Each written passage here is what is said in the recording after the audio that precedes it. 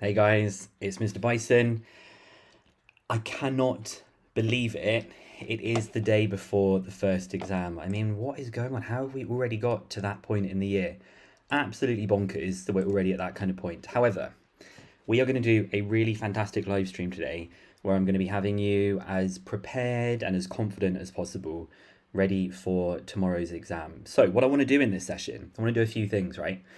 I want you to not get stressed out. I don't want to be showing you things that are going to be like really crazy and really unusual. There are some tricky parts in these questions for sure, but I do want to make sure that I'm going to be offering you some like little tips.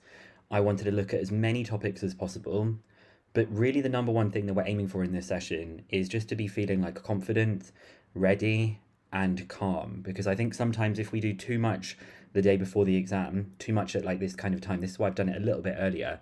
I don't really want you to be working until like midnight tonight. The number one most important thing is going to be making sure that you get yourself a good night's rest and that tomorrow morning you eat something good. You definitely aren't drinking any kind of Red Bull or anything like that. Oh, I know what I was going to do to start this off. Okay, so I've got 3 mantras that I'm going to do as a poll. And I want you to decide which of these mantras is going to be your mantra for tomorrow. So we've got either my mark will diverge to infinity, there's no limit to my knowledge, or my abilities grow exponentially. And I just kind of wanted to do a poll because last time I've done polls on the channel, it means I've had a really great opportunity to be able to see like how many people actually came onto the live stream as well. So it's kind of fun. Just pick whichever one you think is going to kind of resonate with you best. You'll notice none of those are negative. I've only put really, really positive things in for this stuff because for me it's just really important that at this stage we're just feeling as absolutely positive as we possibly can do. This is insane. We have got over 1,400 people on this live stream right now. This is absolute madness. This is so cool. I have been looking forward to doing this live stream for the entire year, and here we are. We're doing it right now. So I will have you as prepared as possible. So let me just start sharing my screen and I'll talk to you about some various things throughout this session. I'll talk to you about a session that I'm running at the weekend on Saturday morning, which if you're interested, you can find some information about it in the description, but I will talk to you about that later on as well. Wow, we've already hit over 1,500 people. This is absolutely madness. I wonder how many people have voted so far on these things. Oh my God, 1,100 votes. Okay, I need to calm down. I need to just make sure I'm answering what we've got in this live stream. So I imagine, just because this is useful information for you guys, I imagine that this is probably going to be somewhere between an hour and a half and 2 hours, but I am happy to stay a little bit longer if that's something that is helpful. Now, the design of all of these things that I've got here are all taken from past paper questions. However, if you ever come to any of my Aiming for A* sessions, which you can get recordings for that for only £15 in the description for pure A and pure B, which is just the pure content split into 2 sections, or if you come to my in-between Pure 1 and Pure 2 session that is taking place on Saturday morning, I only use questions pretty much that you won't have seen before. Whereas for this live stream, I'm doing things that are like questions from past papers. Whereas usually in those other sessions, I'm going to find things you haven't seen before, so they'll feel really fresh and you kind of go away from those sessions really with just an opportunity to do some extra questions with a video of me going through some of those things as well that we've got there. So what I want to do in today's session is we have got these sort of 9 different topics, and I've picked these because these are just some really, really common topics that come up. I want to look at some stuff to do with functions and do a little bit of teaching before this, sequences and series, numerical methods, and then you'll see in the middle section of this, questions 4, 5, and 6 is where things get kind of a bit more heated, a bit more heavy with some more challenging kind of stuff. And then when we get to question 9, when we get to number 9 on vectors, we are just going to be like, okay, really easy question for us to kind of finish up with this stuff. Okay, yeah, I would love if this stream gets to 2K, that would be absolutely crazy. And I just want to do a quick shout out to my moderators. I see that we've got Ali, I think I've seen Karan.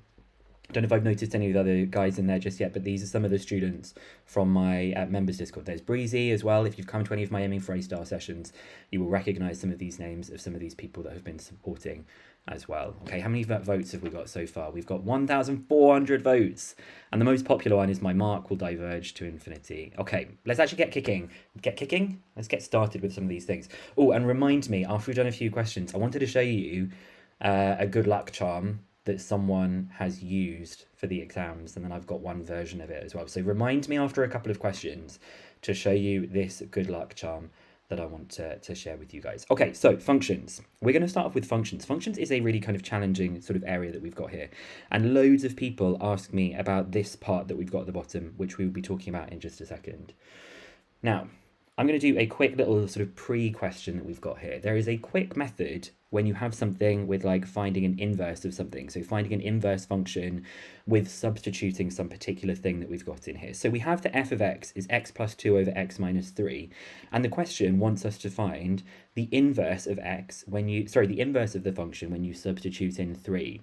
Now, the strange thing about this is you might think that you need to find the inverse function, but you do not need to find the inverse function of this, because there's this little trick of what you can do here. So instead of finding f inverse of 3, which would just equal some value, let's just say that it's equal to x, you can do this trick where you can swap the input with the output like this, and as well as swapping the input with the output, you can change it from f to f inverse or vice versa. So instead of finding f inverse of 3 equals x, but it's the thing we're trying to find x, we can instead just say that f of x is equal to 3. Notice how this and this have swapped places, and we've gone from an inverse to a non-inverse function that we've got like this, because these typically are just like a kind of 2-mark question, and it feels kind of like overkill to actually find out what the inverse function is and then to go from there. So for this first function, I'm going to just actually say, instead of trying to input 3 into the inverse, I'm just going to say that f of x is equal to 3. So if I was to solve this, we then get x plus 2 is equal to 3x minus 9, just multiplying that up. So I get 11 is equal to 2x, and so x is equal to 11 over 2, meaning that the inverse function with 3 substituted in is just 11 over 2. This method of just kind of switching these things around can save you a lot of time where you're not actually having to find the inverse function that we've got here, okay? This is crazy. We have over 2,000 people in this live stream. This is amazing. So cool. Okay, and then I wanted to talk, a lot of people have been asking about domain and range of composite functions that we've got here. So if a question asked you to find the range of f of g of x, what we're going to have to do for this is we're going to have to look at the inside part of this function to begin with. So we start off, we will have a look at g of x. And what we will do is we will find the range of g of x. If we find the range of g of x, that's going to be the information that can get put inside the f function. So the range of g of x, this becomes the domain for the f function. Then we find the range given that domain. Now, I haven't got this with a particular example because it's more about the theory of this kind of thing. You're trying to say, what is the values that g of x can give out? Those values that it can give out, they're going to go into the f function, and those f function will use those range of g as the values that kind of come out of this thing that we've got here. So I have picked a question from the 2019 paper because I really like that it kind of pulls in lots of other things from other areas. So of course, the first part of this question is a completing the square kind of thing. Now I am going to try and look a little bit more at the chat here. The chat is going really, really fast at the minute. However, what do we do? What's probably the best way of doing completing the square for this? I have a particular method. What do we typically do for completing the square of 2x squared plus 4x plus 9 for this? Fantastic. We are going to take out the 2, okay? So nice, easy warm-up for this that we've got. F of x is 2x squared plus 4x plus 9. I'm going to factor out the 2, but when I factor out the 2, I only factor out the 2 of the first 2 bits. I just leave that plus 9 just hanging out at the end like this. And then on that inside bit, I'm going to do my x plus 1 all squared. I counter that with a minus 1 because when you have the extra plus 1 squared, we need to subtract that. So we end up with 2 lots of x plus 1 squared minus 2 plus 9, which is 2x plus 1 squared plus 7, like this. So nice easy marks to get us started on this live stream that we've got here. 3 marks though, feels like quite a lot for this. 3 marks from this thing. Now, one other thing I'm going to be doing is constantly checking the chat, because if there's one thing you know about Mr. Bicen in a live stream, you know I'm going to be making a mistake somewhere. So as soon as I see like an absolute flood of comments, I know that I've made a mistake at some point. Again, keeping it easy, we're going to sketch the curve, showing any points of intersection with the coordinate axes. and the coordinates of any turning point that we've got here. So tell me in the chat, please, what is the turning point going to be for this one, just while I get my axes drawn and ready to go for part B of this question. Doesn't even need to be that neat. Okay, I get it. It's saying it's lagging, but it's not getting enough smooth streaming.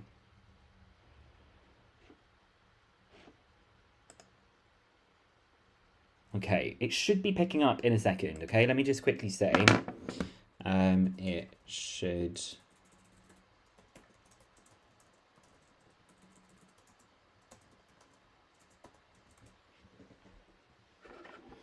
So we have the -1,7. Okay, are we back? We've got the -1,7, we're back. So the coordinate of the turning point is -1,7. This is like a YouTube worst nightmare with it lagging like this. There are too many viewers. We're up to 2,500 people. The lag is gone.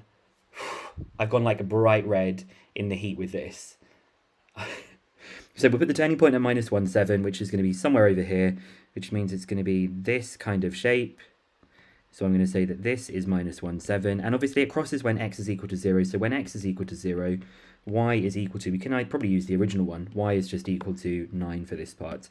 So I can say that this is 9 that we've got here. Okay, and this is where it kind of gets interesting.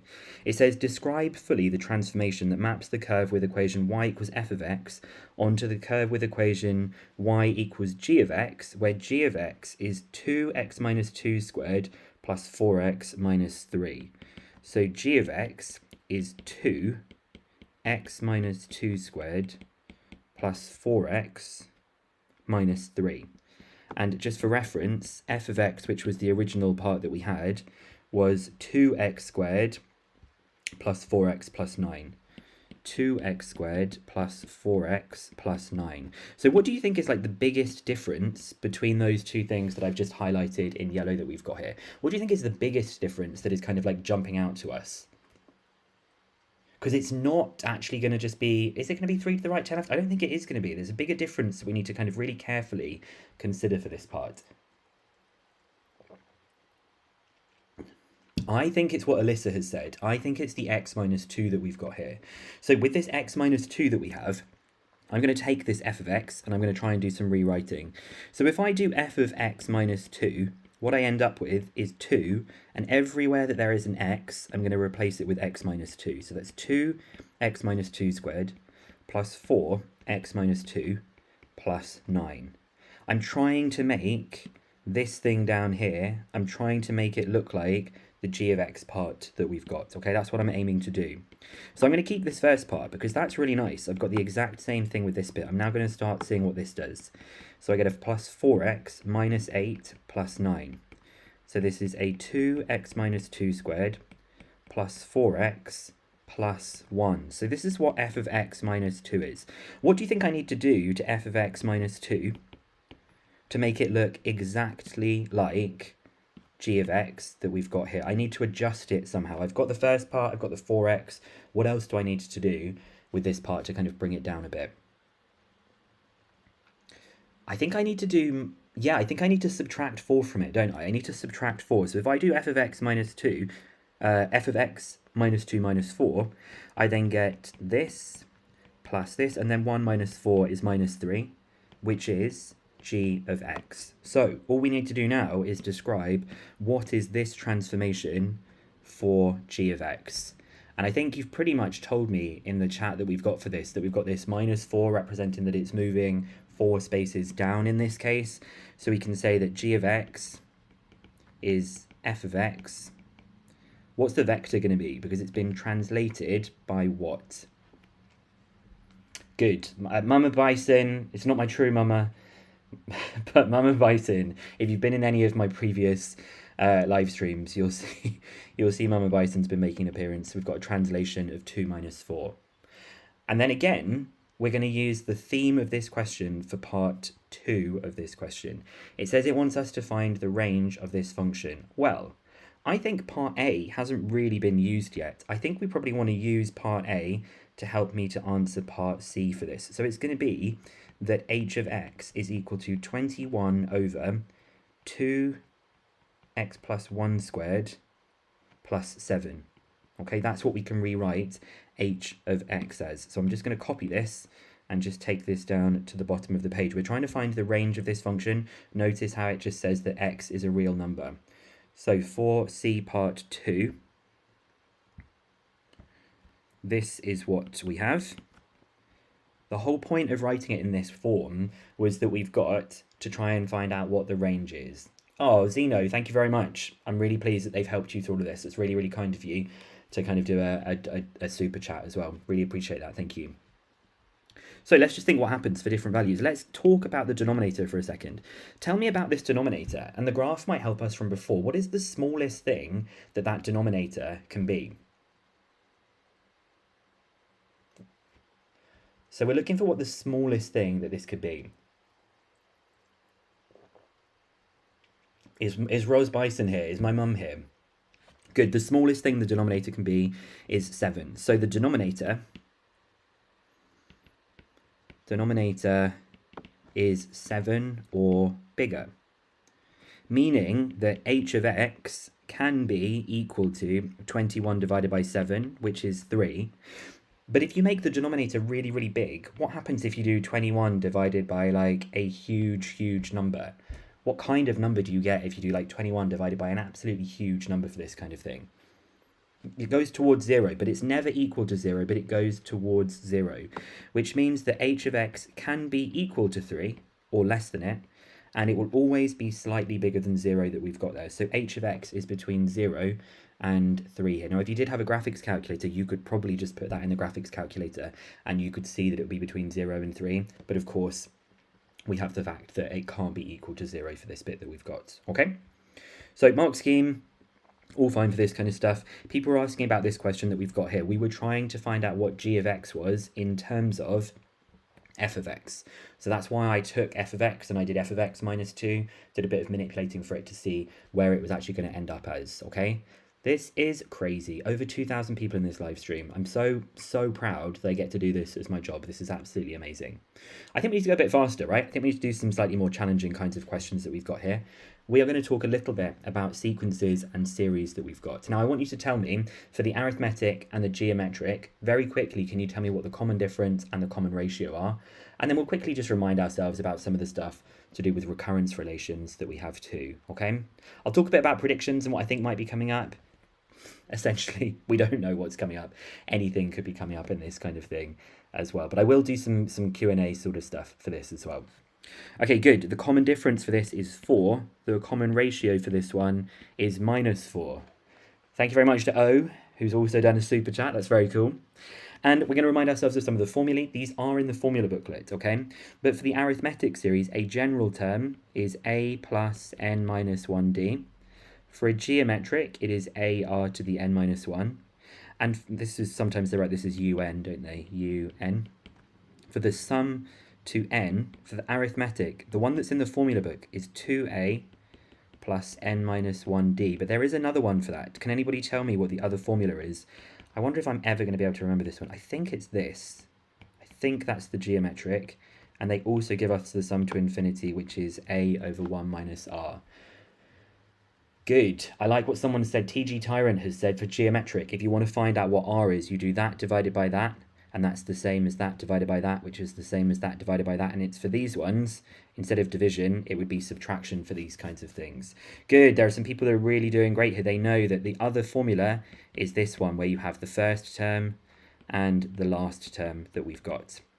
Now, this kind of stuff that we've got over here, the recurrence one is the thing that kind of sits in a slightly different world, where it's not necessarily arithmetic, it's not necessarily geometric, but it could be these kinds of things. For a recurrence relation, I was talking to someone about this earlier on and saying, honestly, what the best thing to do is just to start writing some of the terms out. They would have to tell you something. They might say, for example, a1 is equal to 3. I would actually just, first thing that I do is just substitute some things in and see what this sequence is doing, and then see if there's any maths that we can do alongside this. So for the first part, it would be 2 times 3 minus 3, which is a terrible sequence, because I'm just going to get a really boring sequence here. If I keep doing this, tell me what's going to happen to this recurrent sequence. I've picked 3 as the start value, which was probably not a good idea. What is going to happen to this sequence? We're just going to get the most boring sequence of all time. We get this, which is a periodic sequence of order 1. So maybe I did it for a reason. Let's change it though. Let's say the start term was, say, 4. We would do 2 times 4 minus 3, which is 5. 2 times 5 minus 3. 2 times 5 minus 3 is 7. 2 times 7 minus 3 is 11. So we just get a different kind of sequence and we figure how these things are going. Thank you, Rehan, for the super chat as well. That's really nice to see. But if you do a super chat, please do say something if you want to as well, because it's nice to read what you guys are thinking about. Anyway, they love to do modelling questions, and I think sometimes modelling questions we can feel a bit stressed by them and we can think, oh my god, there's so much information. What I want to do is just extract the information that's in the question and just say, okay, how can we connect this to things that I already know about? So, not too difficult a question. It's question 5, and usually the kind of point in the question, the point in the paper does give you an idea of how challenging the question should be. So a company made a profit of £20,000 in its first year of trading. Let's go back to blue. A model for future trading predicts that the yearly profit will increase by 8% each year, so that the yearly profits form a geometric sequence. It's very kind of them to say that it even forms a geometric sequence. According to the model, show that the profit for year 3 will be 23,328. So I'm just going to extract the simple parts of information from the question, which is that the start term, the first term, is equal to A. And the common ratio, I knew I could look at the chat and it would be there. Nabiha, thank you very much for this. We've got that R is equal to 1.08. Remember, if something increases by 8%, we have 100% plus 8%, which is 108%, and 108% is 1.08. It kind of reminds you of that GCSE topic of like compound interest that we've got here. So if you want to use the formula version of this, if we're looking for year 3, we know that UN is AR to the n minus 1. So U3 is just going to be 20,000 multiplied by R to the power of 3 minus 1, which is obviously just to the power of 2. I'm not even going to bother putting this in my calculator, because I know that it is going to give me £23,328. I said I'm not going to bother. I do this all the time. I say I'm not going to do this, and then I go and do it anyway just in case, and we do get that correct value on the calculator. Not that you'll ever see it in that tiny little screen, but it is the correct value that we've got here, okay? Good. If it decreased, it would be 0.92. I love that people are kind of answering these questions in the chat. Now, let's quickly jump off this topic for a second. What type of sequence, if you were to plot these points on a graph, what type of graph would this be if we were plotting the points of year 1, year 2, year 3, year 4, year 5? What would that look like if we were plotting it on a graph? Good. Exponential. And good luck to you, Tantam. Good luck to you. Thank you for the super chat. Yes, this is going to be exponential. By the way, I don't know if you've noticed, I hope no one's had any adverts coming through for this.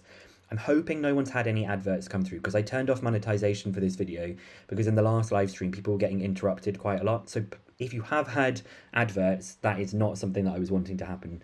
I did turn off the monetization just to make sure that you guys were not going to get interrupted for this stuff, okay? I love Toxic Mad Lad. Yeah, what they said. Good. No adverts for some people. And then Daddy Levent Beechin. I don't know how you knew that was my name related to my family, Levent. But merhaba canım, her şey yolunda. Thank you very much. So let's actually continue with this question, okay? It says find the first year when the yearly profit will exceed 65,000. So this means that we want AR to the n minus 1 to be greater than 65,000.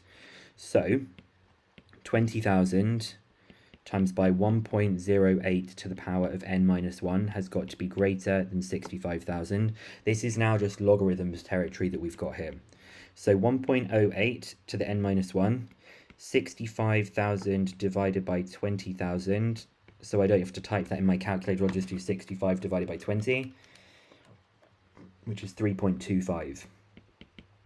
I know you know what the next stage is going to be for this. It's going to be take logs of both sides. I personally prefer to take natural logs of absolutely everything like this. So I'm going to take natural logarithms of this to the power of n minus 1 and natural logarithms of 3.25. Now I'm also going to be a bit lazy. I'm going to take this n minus 1 and I'm going to take that power and put it to the front because we know that we're allowed to do this.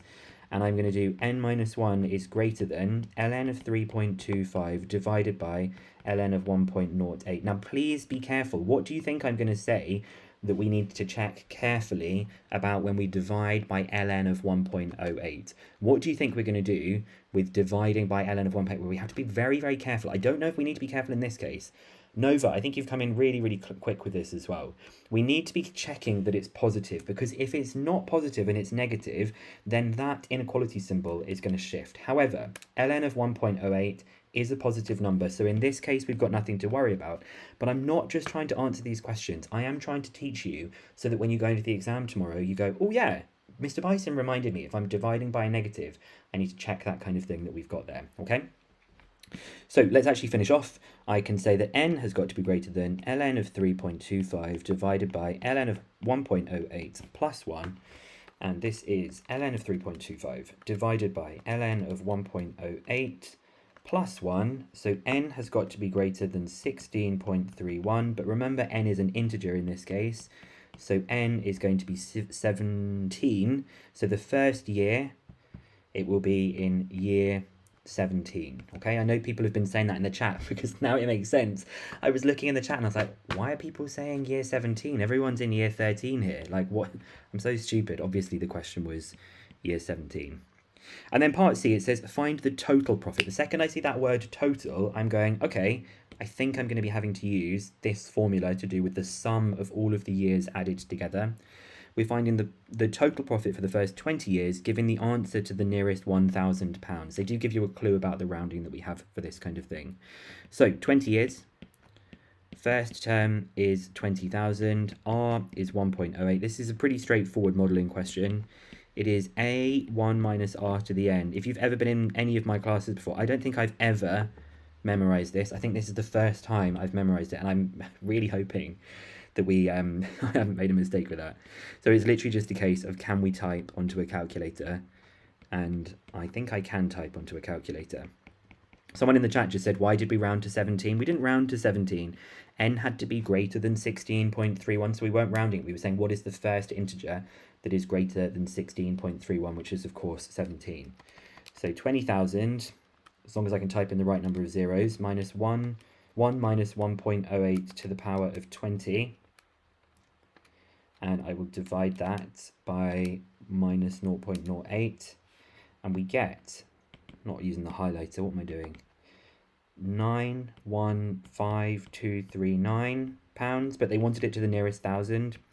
That's £915,000 to the nearest £1,000 that we've got for this part. Okay, so we've only done 2 of the 9 questions. I think we probably need to push on a little bit quicker, but we will check that we've got these. That was a show that question, year 17 and £915,000 for this. Notice how they do want you to say year 17 because it's a modelling question, so they're always looking things to be back in context of the question. So I did want to actually quickly talk to you because loads of now people are here. It might be worth you kind of like hearing what I'm doing at the weekend. On Saturday morning, which is obviously after tomorrow's paper, I will be running a session for only £15. That's called the In-Between Pure 1 and Pure 2 session. If you want to come to the live session or want to get a recording of this session, there is a link in the description of this. It will be a 3-hour class plus a set of questions that I will then give you to try in your own time afterwards, and a video of me going through all of those questions. I would recommend it if you like my teaching style. I'd recommend it if you're not really sure what to do after the first paper. And I will also not be using past paper questions from our specification. I will be trying to find questions from elsewhere that you haven't seen before that will feel fresh and that will just feel like a really great way to prepare for those upcoming topics. Of course, I won't know exactly the questions that are coming up, but I will have a really good idea of what those topics look like. So if you haven't already got a ticket for that, you can find that linked in the description, and you'll also find a link in the description for my Pure A and Pure B sessions, which is just all of the pure content split across 2 sessions. You can get a recording of that immediately. So if you want something to do after this live stream, it's £15. It was reduced from its original price of £30. And that also has a whole set of your turn questions. It's a recording that you get on Zoom. It might be something you're interested in. I kind of don't like pushing these things on people, but I do feel like I need to tell you about them in case it's something that you want. And If you do have a bursary, you can email me just with some proof of your bursary status, and I will offer you a really big discount because I do feel sort of passionate about people being able to access these classes as well. If you can't come to the session on Saturday, the recording will be sent out by about 3 o'clock on Saturday afternoon as well. So you can still use that on the Saturday afternoon, on the Sunday, whenever you want to kind of do that stuff. And I noticed we had a couple of really nice super chats, one from Picturesque, who's going to get 199 out of 200, and one from Prof GBP. I do have a sheet for all of the formulae to memorize. It's if you go to my Google Drive, which is linked to my home, you will find that folder that we've got there. Okay. If you don't know what a bursary is, then you probably don't have a bursary. Yeah, so you can get the recording as well. So for the Saturday session, if it's sold out, it might already be sold out, then you can obviously get a recording for that as well. Let's push on, because I don't like to talk too much about these things. Let's talk about numerical methods, and we're going to talk about the Newton-Raphson method to begin with. Literally just go to the formula booklet and just use the formula for that. It's not something that I've memorized. They like to do Newton-Raphson because it's a great opportunity for them to test you with some things to do with differentiation. Iteration, of course, I typically will use the answer button to perform iterations really quickly. So what I mean by that is you've probably seen that in the calculator. In fact, I'll do a demonstration of it when we get to the question that we're looking at. And this is something that's really important to say, that we have to say, if we're ever trying to prove that there is a root in a particular kind of interval, maybe we're wanting to show something like, I don't know, that alpha is in between 0.5 and 0.6, we can't just say that there is a change in sign, that one is less than 0 and one is greater than 0. We also have to say this phrase here, that the function is continuous. If we don't say that the function is continuous, we drop that accuracy mark that we've got there. So here is your reminder, you have to say the function is continuous, okay? Someone has told me to stop yapping, which is respectfully said, but let's just get on with the question then. Oh, that's too funny. So this question is a hard question. 2019 was a really tough year. I don't think we've done an awful lot with this function before, but it says it shows a sketch of the curve with equation y equals x to the x. We're not even doing numerical methods to begin with. We're going to be finding the turning point that we've got here. If we have a turning point, we know that that means that dy by dx has got to be equal to 0. But they've given us this really interesting phrase. They've said find by firstly taking logarithms the x coordinate of the turning point of C. So they've told us to take logarithms. If y is equal to x to the x, I'm going to take natural logarithms of this. I feel like that just seems like the most important way of kind of going ahead. In fact, I'll do the right hand side because this is really easy. If I take natural logarithms of this, I get ln x to the x, and the left hand side is probably even easier, ln y. Now that I've taken logarithms first, I am going to differentiate with respect to x. No, why am I doing that? ln x. Let's actually pull the power down first. That power that we've got up there, we know for logarithms, we're going to pull that power that we've got. So I'm going to differentiate both sides with respect to x. What do I need to be careful of when differentiating the left-hand side that I've got here?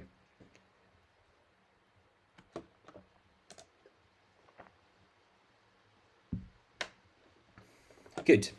It's going to be 1 over y dy dx. It's implicit differentiation. So it goes to 1 over y, but because it's y and you're doing it with respect to x, it is dy by dx that we've got here. Now the right-hand side, when we differentiate it, we're going to use the product rule. So u is x, v is ln x, u dash goes to 1, v dash goes to 1 over x. Product rule does that kind of crisscross pattern that we've got there. So the right-hand side will be x times by 1 over x plus ln x. So these become just a 1. So we have 1 over y dy by dx is equal to 1 plus ln x.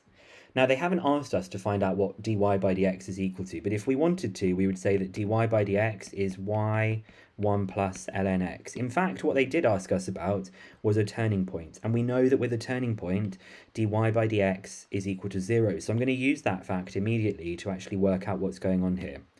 So dy dx is equal to 0. My aim here is to find out what x is equal to. This means 1 over y times by 0 is 1 plus ln x. So 0 is 1 plus ln x. Minus 1 is ln x that we've got here. So I will do e to the power of minus 1 is what x is equal to. That's all we wanted to do for the first part of the question. I think a lot of people found this hard the first time because of this very strange idea of taking logarithms. If you are ever asked to prove something like y equals e to the x, what does it differentiate? What does it differentiate to? Y equals a to the power of x, what does it differentiate to? The first step that you should do is take logarithms, and it follows a very, very similar flow to what we've just done in this question. So just in case that thing comes up there, that is something to consider if we're doing any proof with a to the x, e to the x, or even x to the x in this case. A lot of marks, 5 marks for this. The point P, alpha 2, lies on C. So the C is y equals x to the x. And we've just seen here that the y coordinate is 2. So we're trying to say that when y is 2, x is alpha, right? It's like when y is 2, x is alpha. It's like 2 equals alpha to the alpha that we've got. I'm going to leave it as 2 equals x to the x. Now we need to show that it's 1.5 and 1.6. What do you think I'm going to try and do for this one when I substitute in the 1.5 and the 1.6? What am I actually expecting to happen in this question?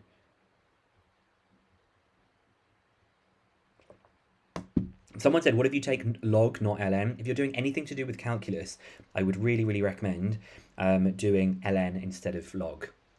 Good. There's only one person, I think, who said it right so far. There won't be a change in sign. Maya has said it needs to be above and below 2 because we're trying to show that it's x to the x should be equal to 2. Typically, we're looking for roots where it's equal to 0. In this case, we are trying to show that it's equal to 2, so it's either going to be above 2 or below 2. Now, my personal preference is to rearrange this and say 0 equals x to the x minus 2, and I will find the roots of this instead. However, if you did it with this one, you would have to show that 1 is above 2 and 1 is below 2. But I like what Benji Bananas has said. We're going to let f of x equal this. So for part B of the question, let's see if we can go a little bit faster because I know I'm going to be here forever. There's so many people I'm getting distracted by the chat. Now, you don't have to do it this way. You could just do it above and below 2. But let's let f of x equal x to the x minus 2. We will now do f of 1.5. So that's 1.5 to the 1.5 minus 2. Which is minus 0.16288, that's less than 0. If I do f of 1.6, that's 1.6 to the 1.6 minus 2, that's 0.1212, which is greater than 0. Hence, change in sign, and f of x is continuous.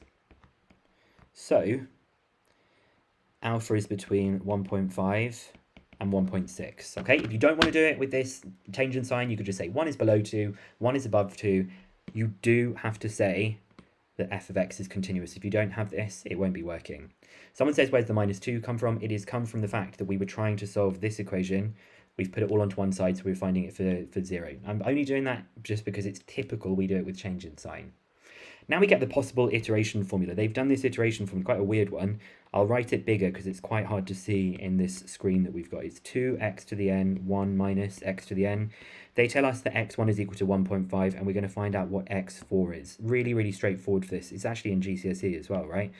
So xn plus 1, I can never remember these things, is 2 x to the n to the power of 1 minus x of n, and x1 is 1.5, and we're going to go to x4.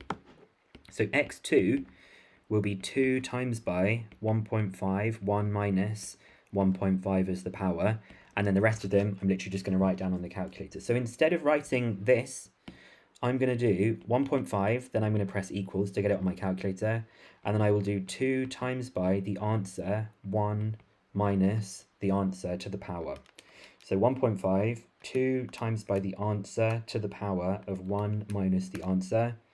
That then gives me what x2 is equal to, which is 1.63299. And then I'm just going to write down x3 by pressing the equals button again. That's 1.4662. And then x4, they wanted 3 decimal places. So I press equals one more time.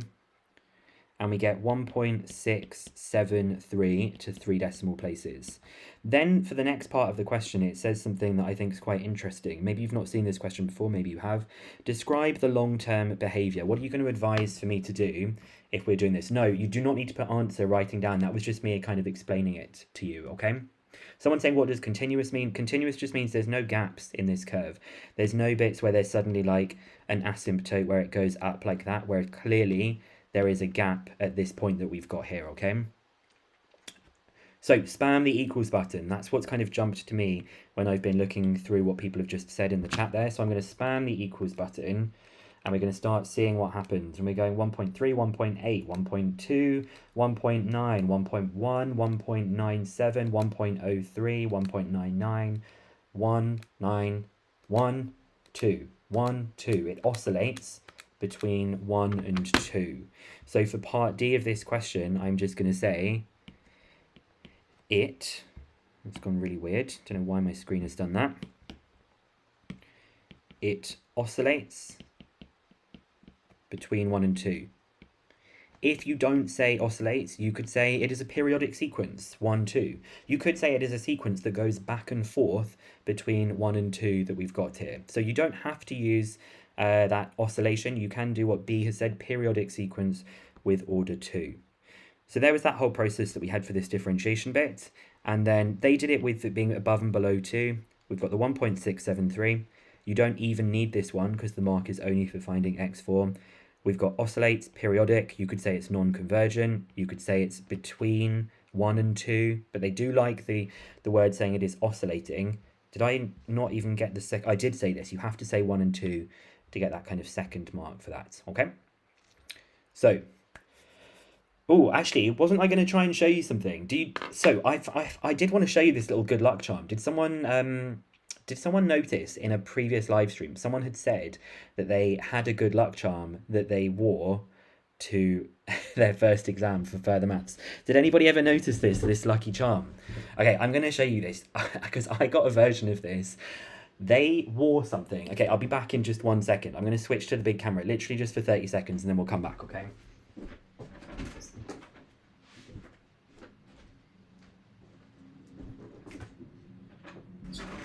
So I won't name this particular student because they might not want to be named, but they got this t-shirt to wear for the exam, and now I have this t-shirt, and it is the Bicen t-shirt, and I just absolutely loved it so much. I had to have this t-shirt as well, so I will wear this tomorrow as good luck charm for all of you guys. This is just so funny. And she wore it to her exam for further maths for good luck. And now I have my own version of this. And I just absolutely loved this t-shirt. Look, they're all from like thumbnails and stuff. Hilarious. Absolutely love it. So shout out to, I don't know if that person wants to be named, but an absolute shout out to that student. What an absolute legend. Imagine going into your exam hall. The teachers must have been like, what is going on here? Should I have worn it today? Shall I go and put the t-shirt on really quick? Shall I? I think I'm probably going to go and put it on. Shall I put it on? Okay, I'll be back in a second.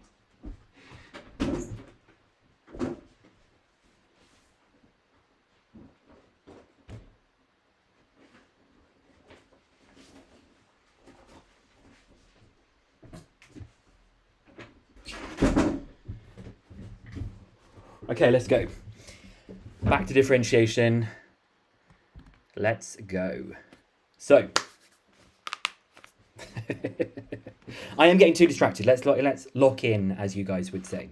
So, differentiation. Main rules we're going to be looking for differentiation. We are, of course, going to have the product rule. And the product rule, we know we do our u dash, our v dash, and we get that kind of cross shape, which obviously reminds us of multiplying, because it comes from two things that have been multiplied. We obviously have our quotient rule where we have our u dash, our v, and our v dash. If you've been to my sessions before, you will know what this the shape is that it makes. What kind of shape does this make?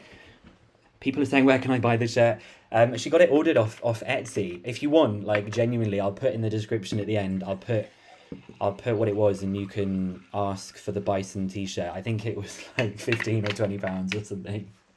Yeah, good. Everyone's saying alpha. Not the picnic table just yet. It's the fish or the alpha. You get the VU dash minus UV dash. VU dash minus UV dash over V squared. And of course we have the chain rule, which is our blah method, I call it, where if you have like blah, f of blah, you differentiate it to go to what you'd expect it to, but you also need to multiply it by the derivative of blah. If you don't understand what I'm saying with all that blah kind of stuff, just ignore it. It doesn't really make a difference. You'll know your way of doing the chain rule that we've got there. And of course, for parametric, if we want to find out what dy by dx is equal to, you know this, we do dy by dt divided by dx by dt. Simple. This does then mean that this will be in terms of t or theta, but it doesn't really matter. That's quite helpful for us to have there, okay? Let me have a sip of my water for this. Yeah, you don't. I only want people to stay in here if they're enjoying the stream. You don't need to stay in here if it's not something you're enjoying. I want to try and give you these last minute tips, really. So here is a lovely differentiation question. I don't know if anybody remembers this one from 2020, but part C, there's some nice little details for this. So we have for f of x is 4x squared minus 2. I'm just going to write it down so I can use it later on in the question. Minus 2 e to the minus 2x. And it tells us x is all of the real numbers. We're going to start off by finding out what f dash x is. So I know I can look up in the chat and you can tell me what rule is required to differentiate this. And I will probably just get it set up. I personally feel like putting the 4 inside, so I get the 4x squared minus 8 e to the minus 2x.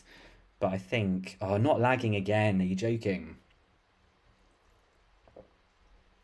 I paid to try and get the internet made better here. Let's see. I'm just going to ask.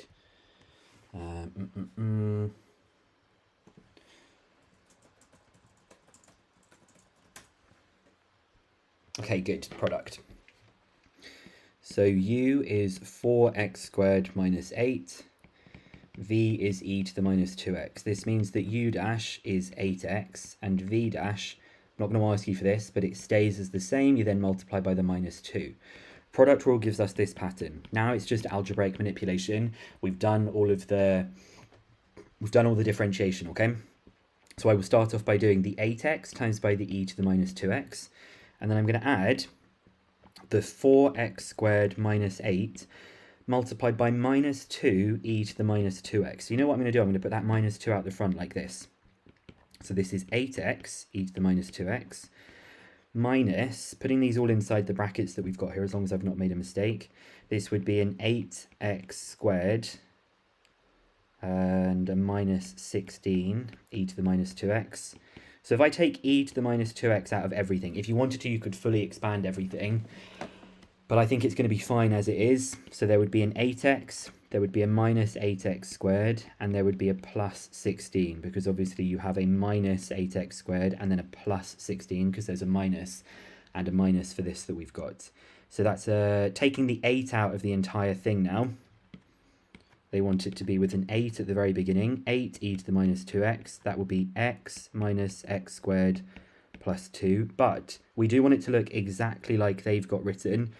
Is that how we've got it? 2 plus x minus x squared? No, I'm going to write it in exactly their order, which was the 2 plus x minus x squared e to the minus 2x. Have you seen that in my Don't Make These Mistakes video? If you've seen that in my Don't Make the Mistakes video, you do really have to show that it is exactly the same thing that is in the show that we've got at the beginning. So I wanted it to look exactly like this bit. Hence, find in simplest form the exact coordinates of the stationary points of C. Okay, so for part B of the question, stationary points, that means that the first derivative is equal to 0. So 0 is equal to 8, 2 plus x minus x squared e to the minus 2x. That just means that the 2 plus x minus x squared has got to be equal to 0, because clearly this thing cannot be equal to 0. That thing has always got to be equal. That thing is always greater than 0 that we have for this. Okay, looks like the stream is back to health. We might not be feeling healthy, but the stream is feeling healthy finally. So I'm going to do this on my calculator because it doesn't say anywhere using algebra. It doesn't say you can't use your calculator. Otherwise, if it did say using algebra, I would do the quadratic formula, I might do factorizing, we'll kind of see what the result is for this. Now actually this could just be factorized, but I'm not going to do it factorized, I'm just going to go straight in. The answers are x is equal to 2 and x is equal to -1, but the question did say for something extra. The question said, find the exact coordinates of the stationary points, which means we need to find out what the y coordinate is as well. So f of x, we're now going to find out what the y coordinate is. F of x is 4x squared minus 2 e to the minus 2x. So if x is equal to 2, y would be equal to 4 times by 4 minus 2 e to the minus 4, which is 8 e to the minus 4. So we have a 2 and an 8 e to the minus 4. And if x is equal to 1, y is 4 times by minus 1 squared, which is 1. And then e to the minus 2 times minus 1 is 2. So that is going to be minus 1 minus 2 is minus 1. So it's minus 4e squared. And that's minus 1 minus 4e squared that we have for this part that we've got, okay? We then have the part of this question that I think is really interesting and only 3 marks, but it's towards the end of this paper. I can't remember what the number was. It says the function g and the function h are defined by this thing, and we're going to find the range of both of these functions. Now, what do you notice? Is there anything that you think, oh, I'm really eagle-eyed there, I spotted something that was really crucial for me to do?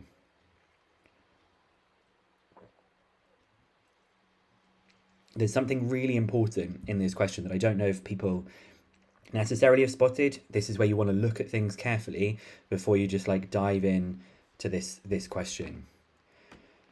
Yeah, the domains are really interesting, okay? We're looking for the domains being slightly strange here. This is the one that I want to be careful of, okay?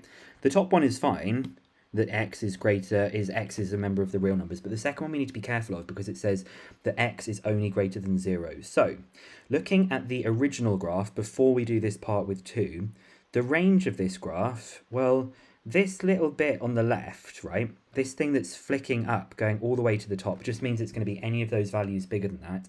So I'm interested in this minimum turning point, and we worked out this minimum turning point in the earlier part of the question. The earlier part of the question, the minimum is this one, -1 minus 4e squared. So this is -1 and minus 4e squared that we have for that minimum point. So if we're now going to be doing g of x to find its range, it is going to be doubling just the y values. So it's going to be minus 8e squared or greater. So we will say for part C, part 1, for g of x, it is going to be greater than or equal to minus 8 e to the minus 2. I don't think I've made any mistakes on this, but we'll see. And then for the next part, it's 2f of x minus 3. Originally, I didn't clock the x being greater than or equal to 0. I was just like, oh, we're just going to subtract 3 from the previous one. But we need to now be careful of the fact that x is greater than 0, meaning we are only looking at this part of the graph, okay? So we now need to think, what is this value here and what is this value? We're going to find the range of the original part, then we will times it by 2 and subtract 3 for this. Okay, so this part that's at the bottom, that is when x is equal to 0 for f of x. So when x equals 0, f of x is equal to, let's just sub 0 into this, that would be 4 times by minus 2, 4 times minus 2 times e to the 0, so it's just minus 8. Okay, so this is minus 8, and then this part was the maximum turning point, which was 8e to the minus 4. This is 8e to the minus 4. So the range for f of x previously was between minus 8 and 8e to the minus 4. But we're now doing h of x, which is 2f of x minus 3. So it is 2f of x minus 3, which means we are going to double them and subtract 3. So that would be minus 16 minus 3, that's minus 19. And we are going to double it and subtract 3. Obviously, I wrote the wrong inequality sign for this. Okay, let's see how this is getting on. Did we get the right answer? We got the minus 19 and the 16e to the minus 4 minus 3. Good. And then for the previous part, we just had that it was greater than or equal to 8 minus 8e squared. Oh, I've done something wrong. Why have I done that wrong? Oh, I just literally copied it across, so I would have lost myself a mark. I bet this has been in the chat. Yeah, I can look up, I can immediately see it. Lily is saying this kind of thing that we've got for this, okay? So, that was all fine for the question. We're now going to have a look at doing an integration question. Can you just, not spam in the chat, but can you tell me what are some of the key techniques that we look out for integration? I'll give you one of them to get started with. I will tell you substitution, and then I want to see which other ones we can add to our list to kind of get started. So of course we have the reversed chain rule, we have integration by parts, we have U substitutions, we have split the numerator, we have partial fractions. Wow. Oh my God, imagine if I got responses like this. In my classroom, I used to have 20 students in, I'd be like, right guys, and you'd get like no hands coming up. Weierstrass from Further Maths. Good, we've got the picnic table, you've got the DI method, which is for integration by parts. Parametric, of course, we'll talk about parametric in just a second. Reverse chain rule, I think people have done, oh yeah, there's an extra one I've just seen pop up. Algebraic division, we do algebraic division if there is like a top heavy fraction that we've got for these kinds of things. Inspection, just like standard results, loads and loads of things that we've got here. Fantastic stuff. Simpson's rule again from Further Maths, polar integration. Okay guys, chill it down. That's enough. Now for parametric integration, because I've had a couple of people message me about this. Some people put it from parametric and put it into Cartesian. No. Keep it in parametric land. Normally with integration, you integrate y with respect to x, and you have the limits as your like x1, x2, or perhaps it would be the other way around really, wouldn't it? It would be like x1 and x2. Now for parametric, you have the same thing. You have y dx, but you change the dx to a dt, and you have a dt here, because that dt above and below, they kind of cancel each other out. And you then need to make sure that you change your limits so that you have t1 and t2. In my calculus live stream that I did a few days ago, I do go through a parametric integration question, and in my pure B session, I do loads of parametric questions, which again you can get in the description, which is only £15, and there's loads of tough topics in that pure B session, and of course there's the in-between session that I've mentioned before as well. Okay, so we're going to do one that's actually a substitution topic, because I think substitution is one of the more challenging ones that we've got there. And yeah, so Black Alpha, who's just done a nice super chat, it is generally true that they don't asking for sketching graphs if it can be put into the calculator, which is why I don't spend a lot of time on things like arccos, arcsine, arctan, but it might be worth just having a quick look at those before you go into an exam. Okay, so 2020 paper 1, we're going to use this substitution to show that this thing is true. Now there is something strange looking about these things, and that's why I included this question, just in case they include anything like this. What do you think is strange looking about this question? I'm not telling people to remember the large data set for tomorrow. Of course there's no large data set tomorrow. Don't stress people. It's so weird seeing this dx, and I tell you what, if you'd never seen a question like it before, you would be thinking, what the hell does that mean? Why is that there? Of course, all this means, this dx, it could have just been written at the end instead. They've just tried to stress students out by writing it in the top. But now you've seen it like that, it doesn't matter. It goes into the numerator. You could also just put it to the side as well. So we're going to be integrating. We're going to use this substitution. Don't forget to change the limits. It's so easy to forget to change the limits. If you can't do the question, you can at least get some of the marks for changing the limits. So when x equals 5, which is the bottom limit, we get 5 equals u squared plus 1. 4 equals u squared, so u is equal to 2. That means it's a 2 at the bottom.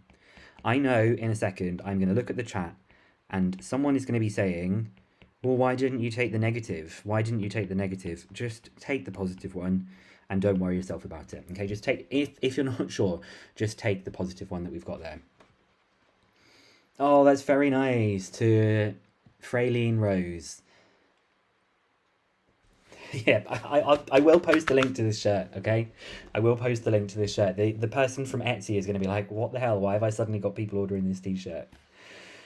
Okay, so we've done the limits part. Just take the positive parts. Nobody had even said that in the chat, but whatever. It does say positive constants. Oh, of course. This is classic not reading the question. I never read the question when I do this kind of stuff. So stupid. Okay, so I think we're probably ready to start doing some of the substitution. I guess I want to find this x minus 1 and then this x minus 1 square rooted. So if x equals u squared plus 1, x minus 1 is u squared, okay, which means that the square root of x minus 1 is u. And of course, with my x equals u squared plus 1, I do need to differentiate this to find out what dx is equal to. So when I differentiate dx du, differentiating with respect to u, I get 2u, which means that dx is 2u du. We are ready to go because we have the dx, we have the x minus 1, and we have the square root of the x minus 1. So the limits are going to be between 5 and 10, 3dx over x minus 1, 3 plus 2 root x minus 1, okay? We have just said, this feels so weird not writing dx at the end, but it's already included. So the limits are now between 2 and 3. 3, dx is times 2u du. X minus 1 that I've got here is u squared. So I'm going to write that as u squared whilst my iPad jumps all over the place. And that gets multiplied by a 3 plus 2u. You know what? I don't really like the du there. I'm going to write the du over to the side like this. Now, thankfully, some nice simplifying actually happens here. This u squared cancels with this u, so that what we're left with is the integral from 2 to 3, 6 over u, 3 plus 2u du. Why are people asking about stats or mechanics tomorrow? It's the pure paper. Tell me what's going to happen with this. Tell me what we're going to do with this kind of integration question. Yeah, I can even see it already. Minerva says we're going to do partial fractions. So somewhere else on my page, make it really easy for the examiner to see what's going on. I will do a quick bit of partial fractions with 6 over u, 3 plus 2u. That's going to be a over u plus b over 3 plus 2u. So 6 is a, 3 plus 2u plus bu. I will let u equal 0, so 6 is equal to 3a, which means a is equal to 2. I'm going fast here. And if I let u equal minus 3 over 2 to get rid of this bracket, I get that minus 3 over 2b is equal to 6, which means that b is 12 divided by minus 3. Yes, I'm typing that on my calculator, which is minus 4. Definitely partial fractions for this. Okay, someone said, how did we know to use partial fractions? Because we have two things being multiplied in the denominator and something really neat on the top, we go like, oh, I recognize that from when I've seen partial fractions before. I recognize that. I'm going to just use partial fractions because if you can do partial fractions to this thing, you are going to get a really easy integration that comes with this. Okay, so definitely do try and use partial fractions if you see something that looks like it can be done, especially if part A of the question tells you to do partial fractions. So that's a 2 over u minus 4 over 3 plus 2u du. So I can actually finally do the integration. That's going to go to a 2 ln u. I do put those lines around it just in case one of these limits was a negative number, but it doesn't matter in this case. And then what should the next part be? It's going to be an ln of 3 plus 2u. But what needs to be in front of it? Very good. Some people are really, really quick with this kind of stuff. We get a minus 2 that goes in front of it because minus 2 times by the 2 gives us the minus 4 that we want for this part, okay? If you do type something into the chat and you get right the wrong thing, it literally doesn't matter. The best thing is always reminding ourselves that we can make mistakes in these questions and it doesn't really matter. Of course, I didn't even read the question. We're going to try and show that it's ln8. Obviously, we knew we were going to continue doing integration for this. So that was part A. Part B kind of started partway through the question. Classic me, didn't even read the entire question. So this is 2 ln 3, substituting in, minus 2 ln of 3 plus 2 times 3, 3 plus 6, which is 9. And from that, we're going to be subtracting 2 ln 2, minus 2 ln of 3 plus 2 times 2, which is 3 plus 4, minus 2 ln 7. So it's 2 ln 3, minus 2 ln 9, minus 2 ln 2, plus 2 ln 7. Now, if I write them in a certain order, that's a 2 ln 3 plus a 2 ln 7 minus 2 ln 9 minus 2 ln 2. We just combine them using our log laws for this kind of thing. Now, because they all have a 2 with them, we are just allowed to start putting them together. If they are positive, they will go in the numerator. If they are negative, they will go in the denominator. Negative means division. Division means denominator. Positive means multiplication, which means to go into the numerator like this as well. So this would be a 2 ln of 3 times 7 over 9 times 2. If you wanted to take that way slower, you of course could take that way slower if you preferred to. You could do them just one at a time, keep putting one thing in. But we have 3 times 7 divided by 9 times 2 is 7 over 6. I don't think it wanted it in that form. I think it wanted it in the form of just ln a that we had. So because it just wants it as ln a, I'm going to have to put that 2 inside as a squaring like this.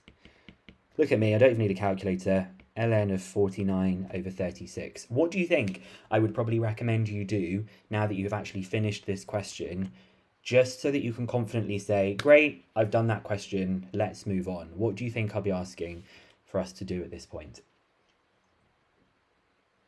No plus C needed, we had limits. Good.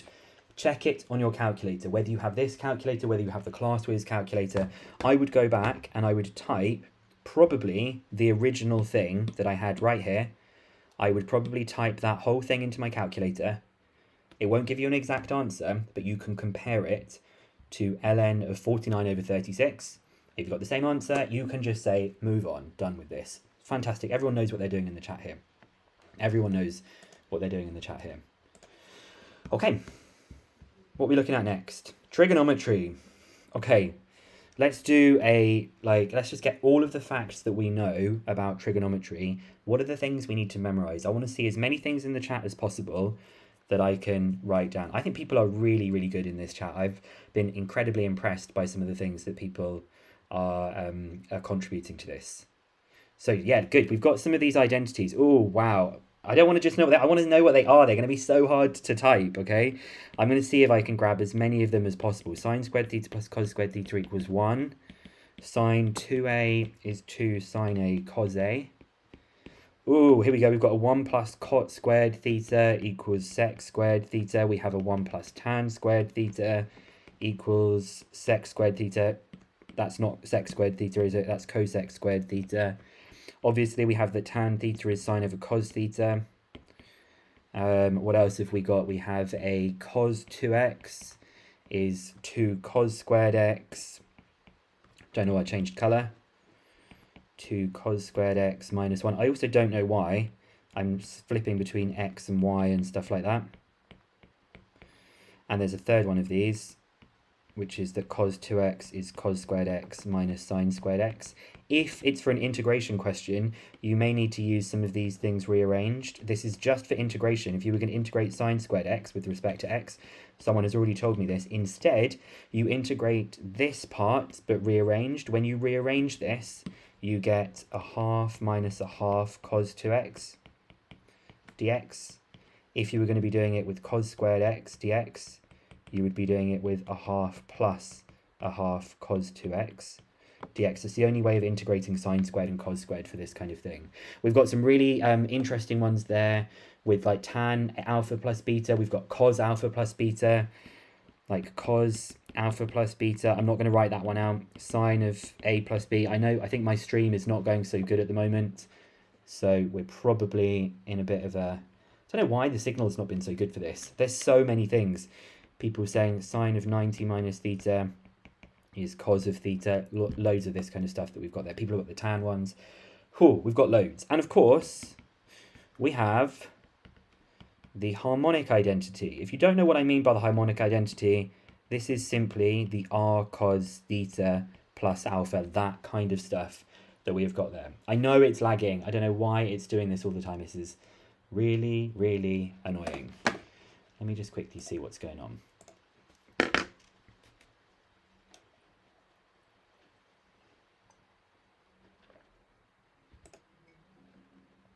Okay. Stream is fine, no lag. Great. We're back. We are back, we are back, we are back. Let's do this question. 2023, paper 2.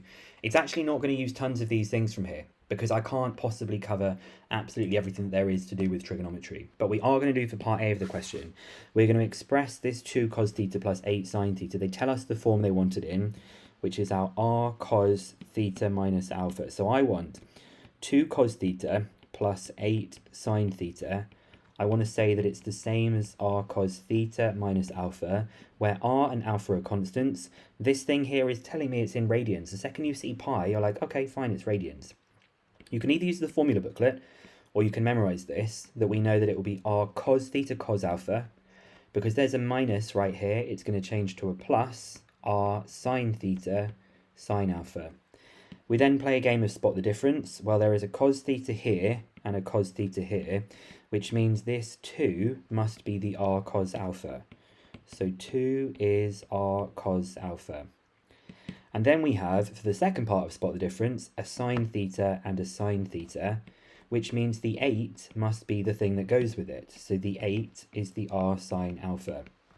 I know you've done this loads and loads and loads before.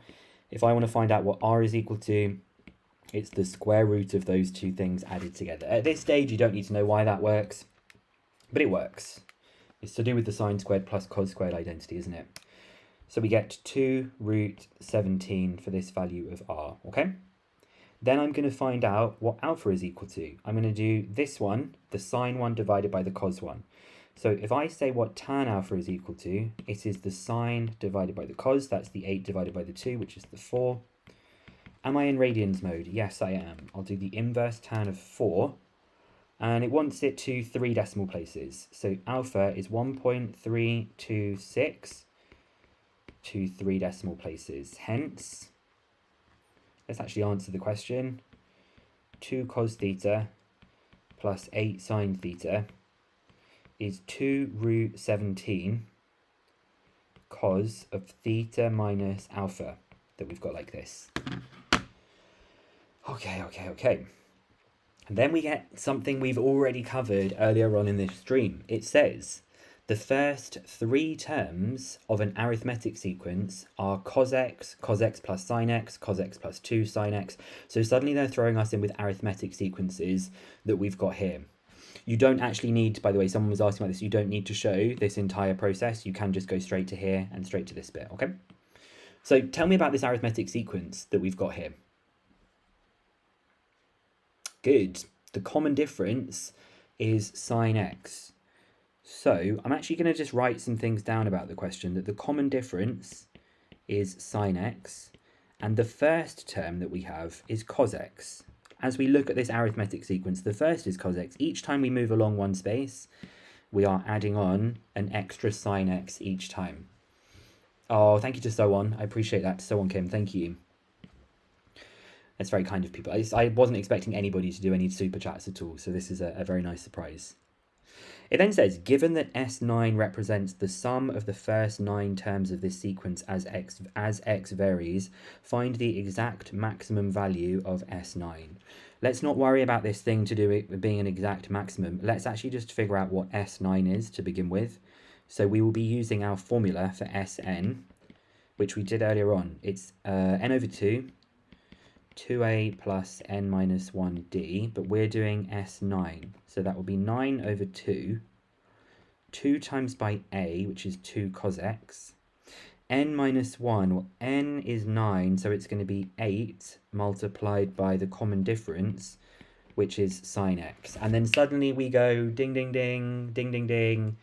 What's happened? There's obviously this important part of this question. It was the whole point of part A of this question, right? No pulleys on paper 1. No pulleys on paper 1. Yeah, it's equal to the original one. This is the whole point of part A of the question. So if we don't use part A on this, we've not done the question. So I'm going to replace this with this. So the sum to 9 is 9 over 2 multiplied by 2 root 17 cos of theta minus 1.326. And we're now going to go back. It says find the exact maximum value of S9. Well, I know how this thing here behaves. The maximum that this thing can be is positive 1. So the maximum value of S9 is just going to be 9 over 2 multiplied by 2 root 17 multiplied by 1 for that question, which is just 9 root 17. Okay? Just using the previous part of the question to help us with this. And then for part 2, it says deduce the smallest positive value of x at which this maximum value occurs. We're trying to find the smallest positive value of x when this occurs. So we just said this occurs, it occurs when the cos part, this should have been an x actually, shouldn't it, not a theta. It occurs when the cos part is equal to 1. And that part is equal to 1. You can either do the inverse cos of this, but it's when the argument is equal to 0. Of course, it would also be 2 pi, and it would be minus 2 pi as well. But we're looking for the smallest one that is positive. That is going to be too big. If I do minus 2 pi plus the 1.326, that is not going to be a positive one, so I won't be using that one. So I'm just going to be using the 0. So x is 1.326 for this part. Okay, this occurs when x is 1.326. I think they do happy to keep it to 3 decimal places. We'll double check that we've got this right. They've done it answers which round to 1.33. They've gone with 3 significant figures. If in doubt, 3 significant figures is what they're expecting. But we have the 1.326 and the 9 root 17 for that part that we've got there. Okay, so where are we at? We've got kind of a like slightly easier bit for these last 2 parts that we've got. And then what we will also do is just a bit of a Q&A, and I'll see if I can answer some more kind of general questions that we have got here. But really what I hope that you're getting from this is just feeling like, yeah, I can do this. Cool, this is something I'm familiar with. This is all looking good. I'm going to feel really confident and comfortable for the upcoming stuff that we've got. I can do some extra questions at the end. That's what I'll try and do to Noodle Dog. I love the random usernames that people have for this kind of stuff, like crazy usernames that we've got here. So we're going to talk about some exponentials and logarithms that we've got here. But to begin with, I want to talk about rejecting results in log equations. This isn't going to be an exam question. This is just something, is a sneaky little thing that could be a little tip that could help us for tomorrow. So we're going to try and solve this equation, and we're going to think about what happens when we reject results in log equations. Now, generally, when am I going to be rejecting an answer for a log equation that we have?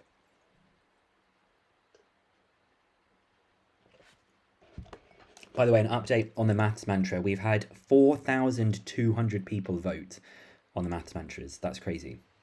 Good. When we have a negative log, when the input is negative inside. So let's actually get going with this question that we've got. I am going to collect the logarithms onto one side, keeping it a bit calm for these bits. That's log base 3 of 9 minus x plus log base 3 of 1 minus x is equal to 3. When you add logs together, we know we can multiply. So log base 3 of 9 minus x, 1 minus x is equal to 3. Now that I've got it written in that stage, I'm going to get rid of it as a log equation, and I'm going to do it with just sort of powers instead. I'm just going to do it with what the base and the power is. So the base is 3 from over here, and the power is 3. So I now have this thing. I'll expand the brackets. That's 9 minus x minus 9x minus 10x plus x squared. So this is an x squared minus 10x plus 9 equals 27. X squared minus 10x. Yes, I'm doing this on my calculator. 9 minus 27 is minus 18. Now, if it did say using algebra, I've said this before, we would need to use the quadratic formula. We'd need to kind of demonstrate how we're going to do this. But I'm just going to put it straight in and say 1 minus 10x and minus 18. And we get these two solutions. We get that x is equal to 5 plus the square root of 43, and x is equal to 5 minus the square root of 43. Now my calculator actually gives me the numerical values. This is 11.557, this is minus 1.557. So from these two solutions that we've got here, will I keep them both? Will I reject one of these? What do we think we're going to be doing with these answers? And I'd like to see what kind of answers we have for this, okay?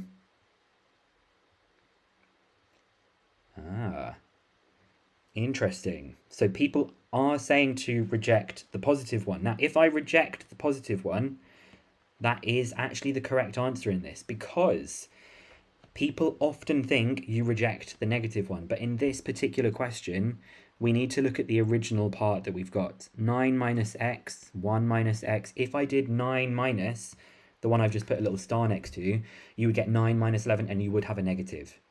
And actually, people go, oh no, you can't have negative ones. You can have negative ones as long as they work in these two bits that I've underlined in red and put those little stars next to.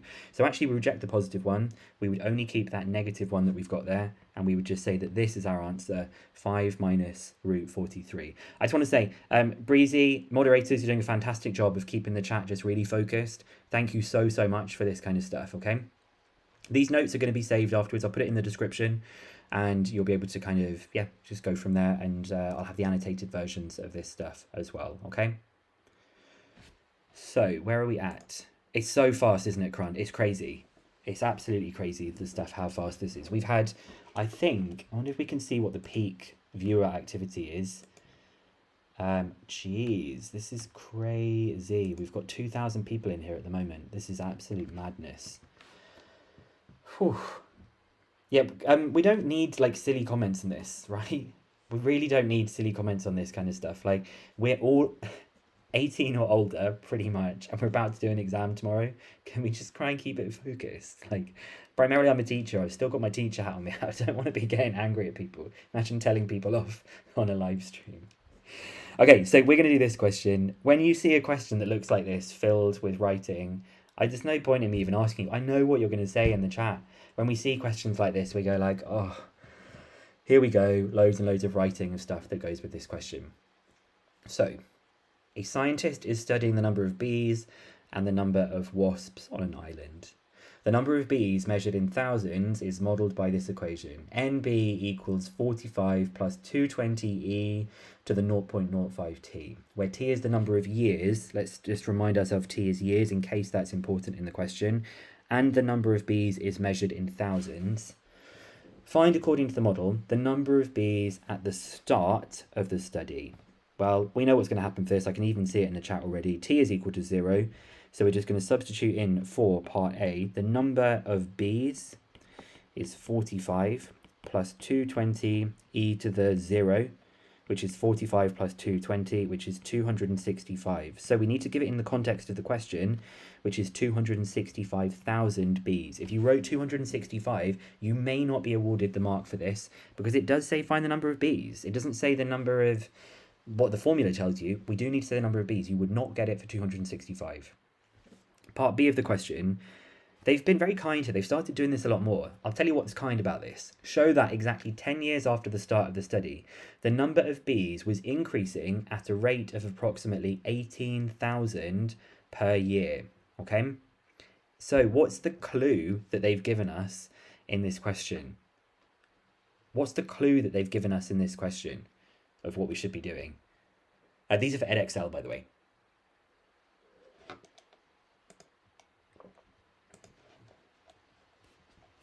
The rate, they put it in bold, okay? We know that rate simply means to differentiate. Differentiates, okay? With respect to time. So we have, for part B of the question, NB is 45 plus 220 e to the 0.05t. So dNB dt, the 45 goes. I hope you remember what you do with this. You just multiply by the coefficient that goes with the t. So that's 220 multiplied by 0.05 e to the 0.05t, like this as well. Yeah, these questions are still applicable to AQA and other exam boards. It's all the same kind of maths that we've got there. So we're now going to say that t is equal to 10, because I believe it said that it was 10 years after the start of the study. They haven't done anything sneaky yet about changing it into some other kind of form yet. Sorry, that b there should have been a little b. So it's 220 times 0.05 times e to the 0.05 times 10. 220 times 0.05 times by e to the 0.05 times by 10. And we get 18.135, which is approximately 18,000. That's what it says, is approximately 18,000 per year. maybe 18,000 bees per year, okay? And then this question, I don't think the modelling aspect of this question is actually very hard. There's some tricky maths that comes up in this next bit. So the number of wasps measured in thousands, NW, is modelled by this equation, 10 plus 800 e to the minus 0.05t.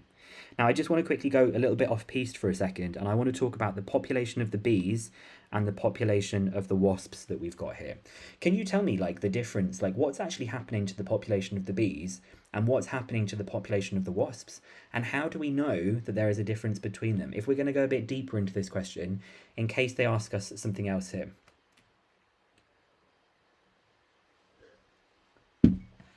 Good. People are really, really good with this in the chat. Everyone's going to be really ready for tomorrow.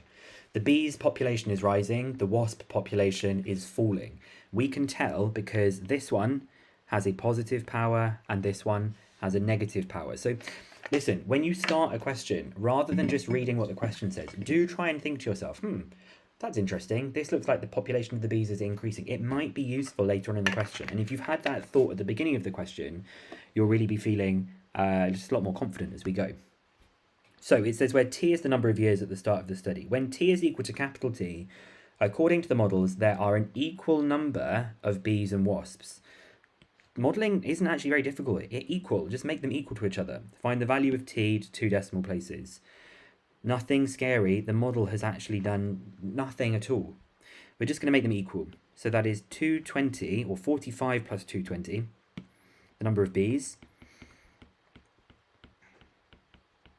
The number of bees is equal to the number of wasps, which is 10 plus 800 e to the minus 0.05t. So let's get it. I don't know. Do you think you know what you're going to do for this? I'm definitely going to do the 45 minus the 10. Okay, I'll do the 45 minus 10. So I have 35 plus 220 e to the 0.05t equals 800 e to the minus 0.05t. This little 35 is the thing that makes this question difficult. I will be live streaming probably for about another 25-30 minutes, asking some questions at the end as well. Very good, Karan. You've come in with this straight away. I think you were the first person to go with this. Maybe it was actually Aaron as well that's talked about the hidden quadratic that we've got here. If there was no 35, we could just solve this straight up. But this is actually a hidden quadratic, which means I'm going to put it all on one side. So if I have the 220 e to the 0.05t, I'll subtract the 800 e to the minus 0.05t. I have the plus 35 is equal to 0. Now, I am going to, for this, I'm going to multiply everything through, because it's a hidden quadratic. 3 terms kind of make us think of this. I'll multiply by e to the 0.05t. So the first one will be e to the 0.05 plus 0.05 is 0.1. This, when it multiplies by e to the 0.05t, the power becomes a 0, so it just cancels out. And then for the last part, we have 35 e to the 0.05t equals 0. So writing it in kind of the traditional order, like this,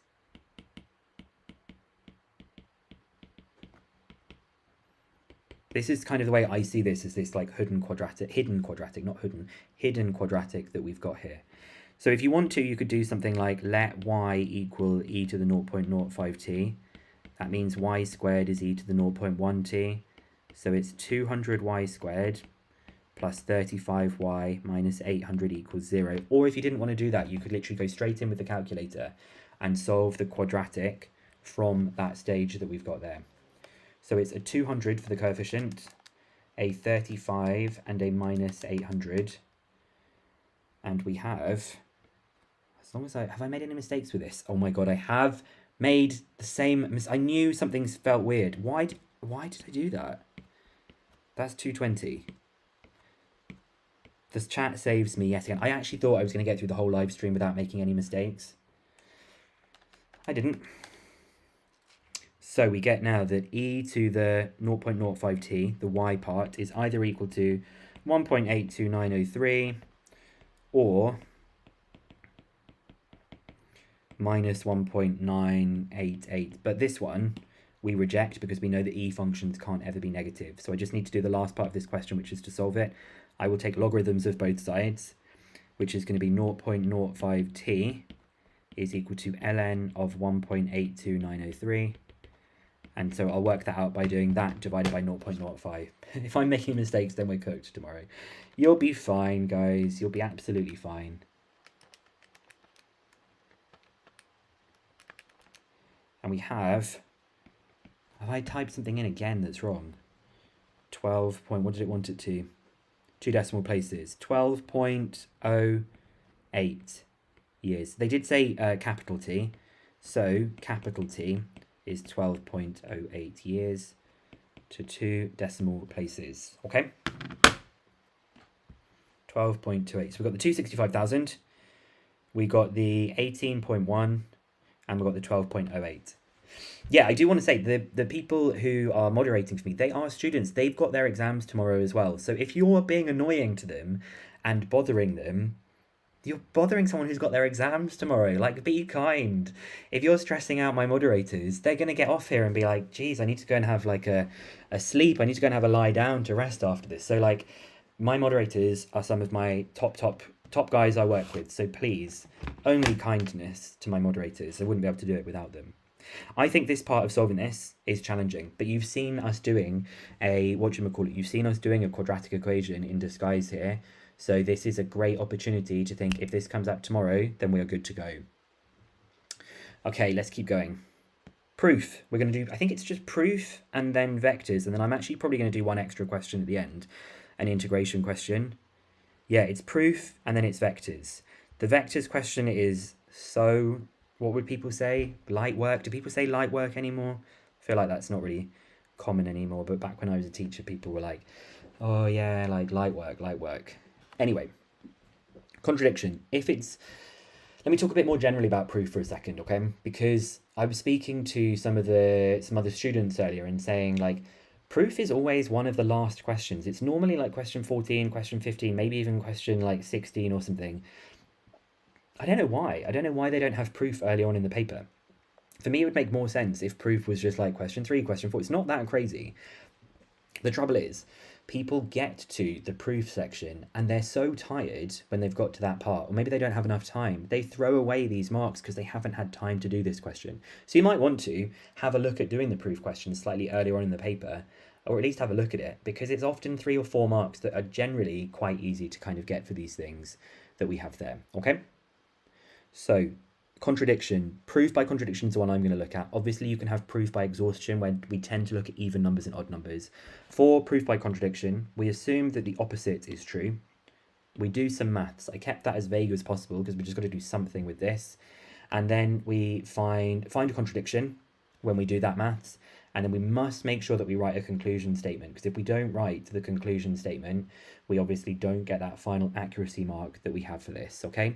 Can we try and generally keep the chat like focused on the maths that we've got here? I know people are like excited about other things, but like it's best to not be talking about like other subjects. It's just very distracting for anybody who is reading through this, okay?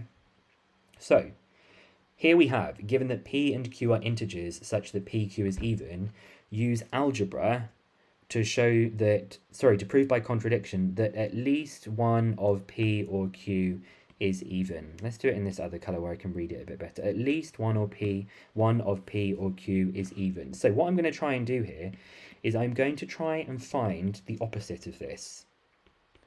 I'm going to find the opposite of this. At least of one or P or Q is even. So if this is P and this is Q, right? They could either both be even, because that's at least one of them being even. P could be odd and Q could be even. That's at least one of them being even. P could be even and Q could be odd. So the only other option that's not been covered is that they are both odd. So the opposite of at least one being even, let me just scroll down so you can actually see this. The opposite of at least one being even, the opposite is they are both odd. So for this question, what I'm going to do is I will assume, you don't have to write for a contradiction, but I always do, assume for contradiction that P and Q are both odd. Let's let P equal one odd number, 2m plus 1. q equal another one, 2n plus 1. You could do it with a and b instead of m and n, but we've already used p and q, so I wouldn't use that. You could do 2k and 2n, however you want to do that. You can see that here. And now we're going to do the algebra part, which is to find out what is going on with pq, okay? So pq is 2m plus 1, 2n plus 1, expanding the brackets, 4mn plus 2m plus 2n plus 1. And that pq that we've got is not even, it is odd. So we have the contradiction. I can show this as odd. I'll take a factor out of 2. 2mn plus m plus n plus 1. Hence, pq is odd. So we have a contradiction. Now we need to do the conclusion statement to make sure we get the mark. Hence, given that p and q are integers such that pq is even, at least one of them is even. I would write down the whole sentence. Hence, given that p and q are integers,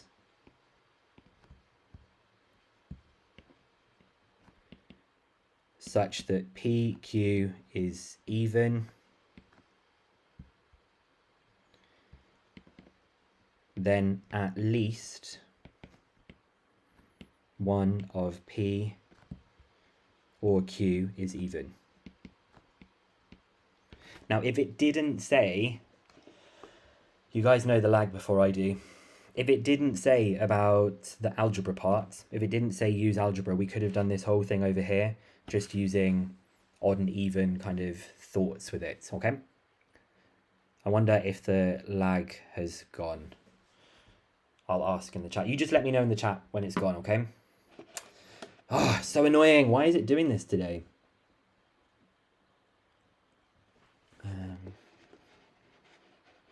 The lag is really getting me today.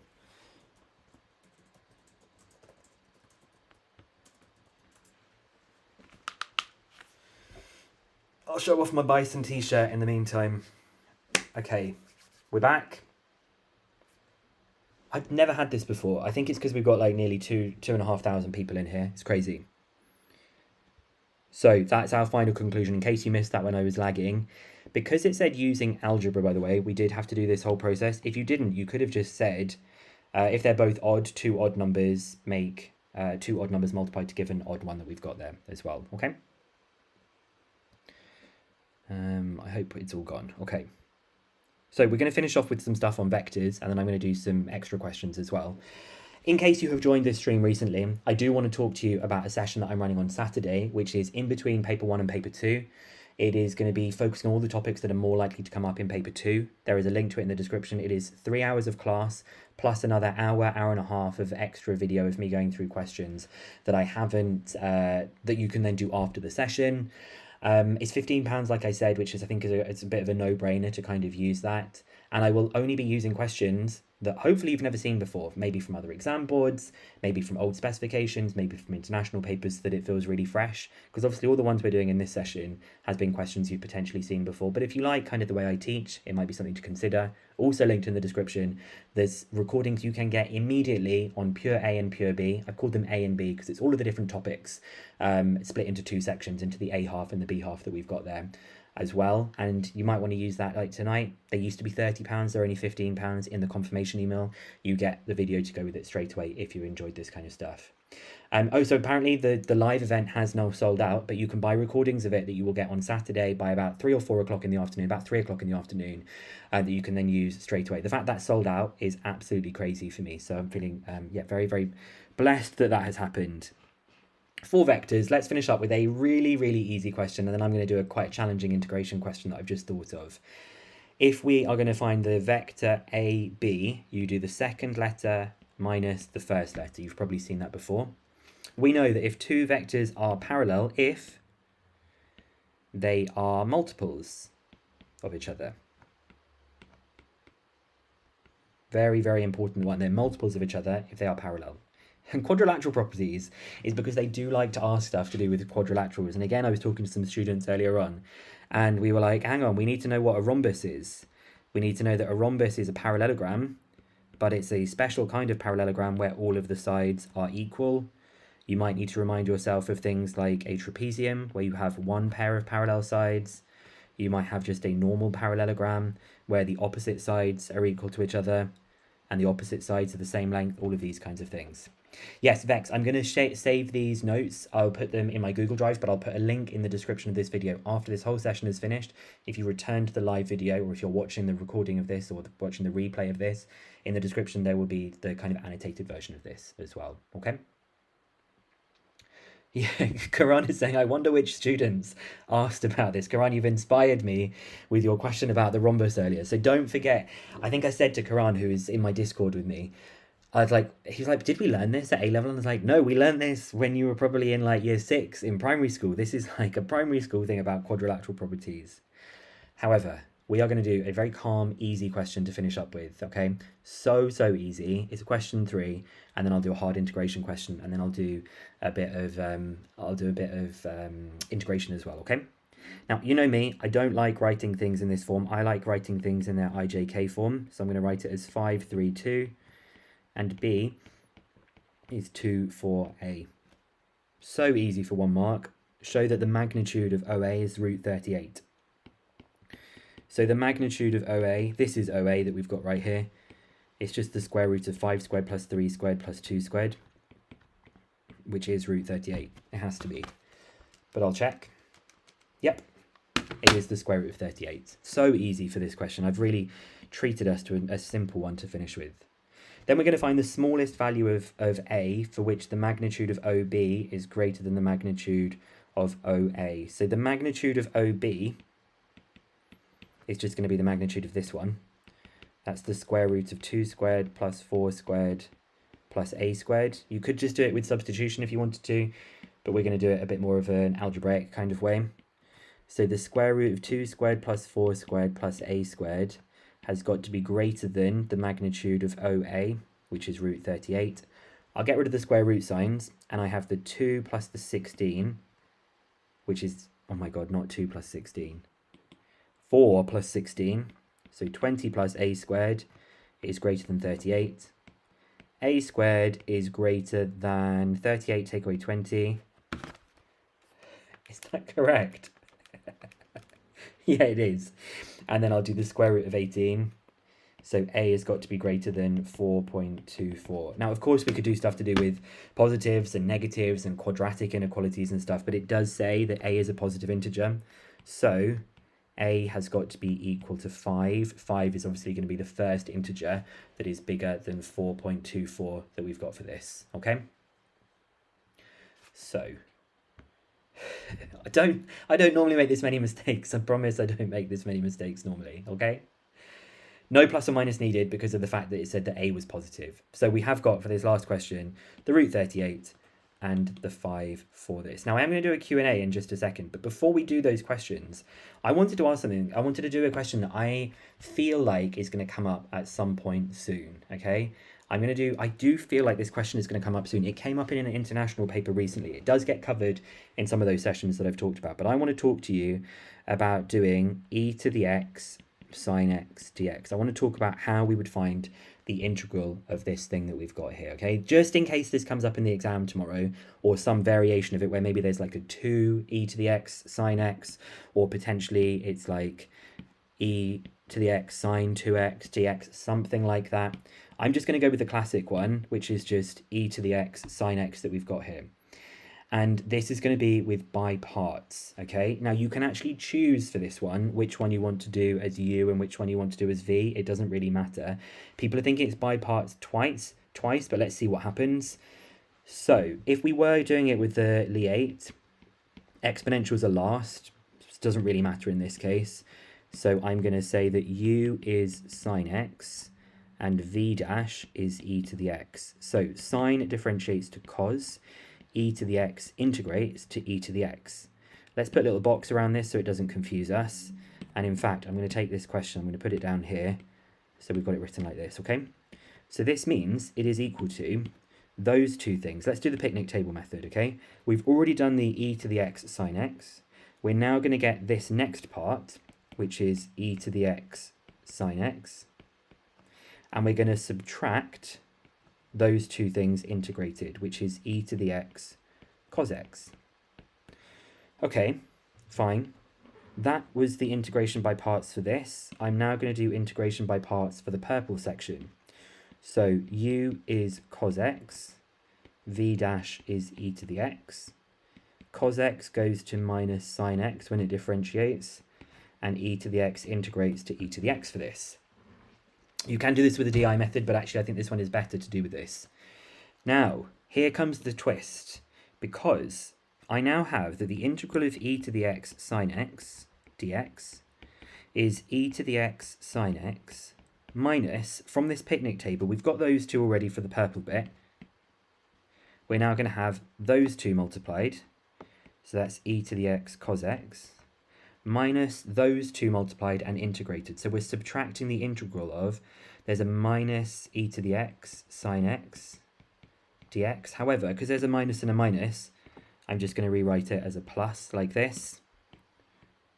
So we now have that the integral of e to the x sine x dx is e to the x sine x minus e to the x cos x minus the integral of e to the x sine x dx. It's a minus because obviously there's a minus here and there's a plus here, so it becomes a minus. Now, I know loads of people have probably been saying this, but I can see it already popping up in the chat already. This is cyclical, right? Because now we're like, oh my God, we've got another one of this. We're going to do integration by parts again. And when we do integration by parts again, we're going to get this whole process repeating and repeating and repeating. So here's the trick that we have for this one. This might be easier to kind of spot this. If I do this, and you don't have to do this, if I let I for integral equal e to the x sine x dx, you don't have to do it in this way, but if I did, the left-hand side, let me just add in an extra blank page because it's not letting me scroll. The left-hand side of this part would be I equals e to the x sine x minus e to the x cos x minus I, the thing I'm looking for. So if I add that I to the other side, 2i is e to the x sine x minus e to the x cos x. I'll half it. So I get a half e to the x sine x minus a half e to the x cos x plus c. Now, if you didn't do it in that blue version, you could have just added this thing to the other side, and instead you would have ended up with 2 e to the x sine x dx is e to the x sine x minus e to the x cos x. So when I half it, you end up with the same answer. This is what we call like a cyclical one, okay? This is a cyclical one where it happens multiple times. And it will come up for things with trigonometry, because trigonometry is a cyclical kind of thing that we have. This is in my integration playlist with this, okay? You may not have been shown this out, like outside of like your lessons. You may not have seen this in your lessons, I mean, but they did ask about this in an international paper very, very recently. I think either last summer or last January or something like that. So just in case this comes up, you may need to be able to do this with other kind of variations. Potentially, you may do a question where they would say a 2x. Maybe there's a 2x here, maybe there's a 2x here, maybe there's a minus. But it's always this same process. You will eventually end up with something like this that needs to get added to the left-hand side. And when it gets added to the left-hand side, you get this expression, you get this expression, and you deal with it by dividing that comes through with this as well. It would probably be like a 5 or 6 mark question, probably just a 5 mark question for this. But if you're interested in it, there is a video in my integration playlist with it, or you can just try out another question. You can just make one up like I just said there. Okay, we have done 1 hour and 47 minutes of live streaming. We have had over 2,000 people most of the time. The number of votes, I'm going to just quickly clock in before we do a Q&A to finish up with. We have had 4,947 votes on what the mantra is going to be for tomorrow. Let's just get 51 more votes now. Let's just get 51 more votes so that we can actually say we've had 5,000 people vote on what the mantra is going to be. And the mantras, the one that's the most popular with 45% is my mark will diverge to infinity. I think if you try this with the DI method, by the way, I don't know how the looping works with the DI method with this kind of thing, okay? So let's now just finish up with a little bit with the Q&A. And I tell you what I'm going to do with the Q&A to start with is I want to give you some advice about what I think you should be doing for these last few hours that we've got here. We've got we've got over 5,000 votes. Oh, good. Now I can also see my Bicen t-shirt. I can see it nice and big for this last part of the stream, okay? We've done it. 5K on the votes. Absolutely brilliant stuff. So, I know a couple of things you're going to be asking about. What should you do tonight? I don't believe in cramming. If you are not ready and you stay up late, you are going to be even less ready by being up until like 3 or 4 in the morning. If you need to stay up until about 9, half 9 working, but after that you have to stop working. I also would not recommend you then just browsing YouTube, browsing TikTok, because you won't sleep well. I want you to sleep as well as possible. I'm going full parent mode here. You need to hear this. It is so crucial that you are well rested for tomorrow. When you try and do maths when you're tired, I think I did, like, at some point, I've done like a live stream when I've been really tired or I wasn't feeling very well. And I made so many mistakes with stuff. So please, please don't be that person. When I did my exams last year for the 2024 series, I was well rested. I had a good breakfast. I didn't like eat bad food. I definitely didn't have any caffeine, nothing like that that could kind of get me out of that kind of mode that we've got there. I am definitely not sitting the paper this year. I've done that once. I did very well. I don't need to do that kind of again. And good, someone's saying like after this, then you're going to be done for the day. I don't mind people going to other live streams. I know that people that want to come to my live stream are here. That's all that matters to me. I'm not doing this for any other reason than just trying to share with you guys what I think will be just the best advice for you for the next few days, okay? I would never have too much caffeine. I don't think caffeine is a good idea for this kind of stuff. Yeah, I am going to be doing a reaction to the exam paper tomorrow, okay? I am going to be doing a reaction to the exam paper tomorrow.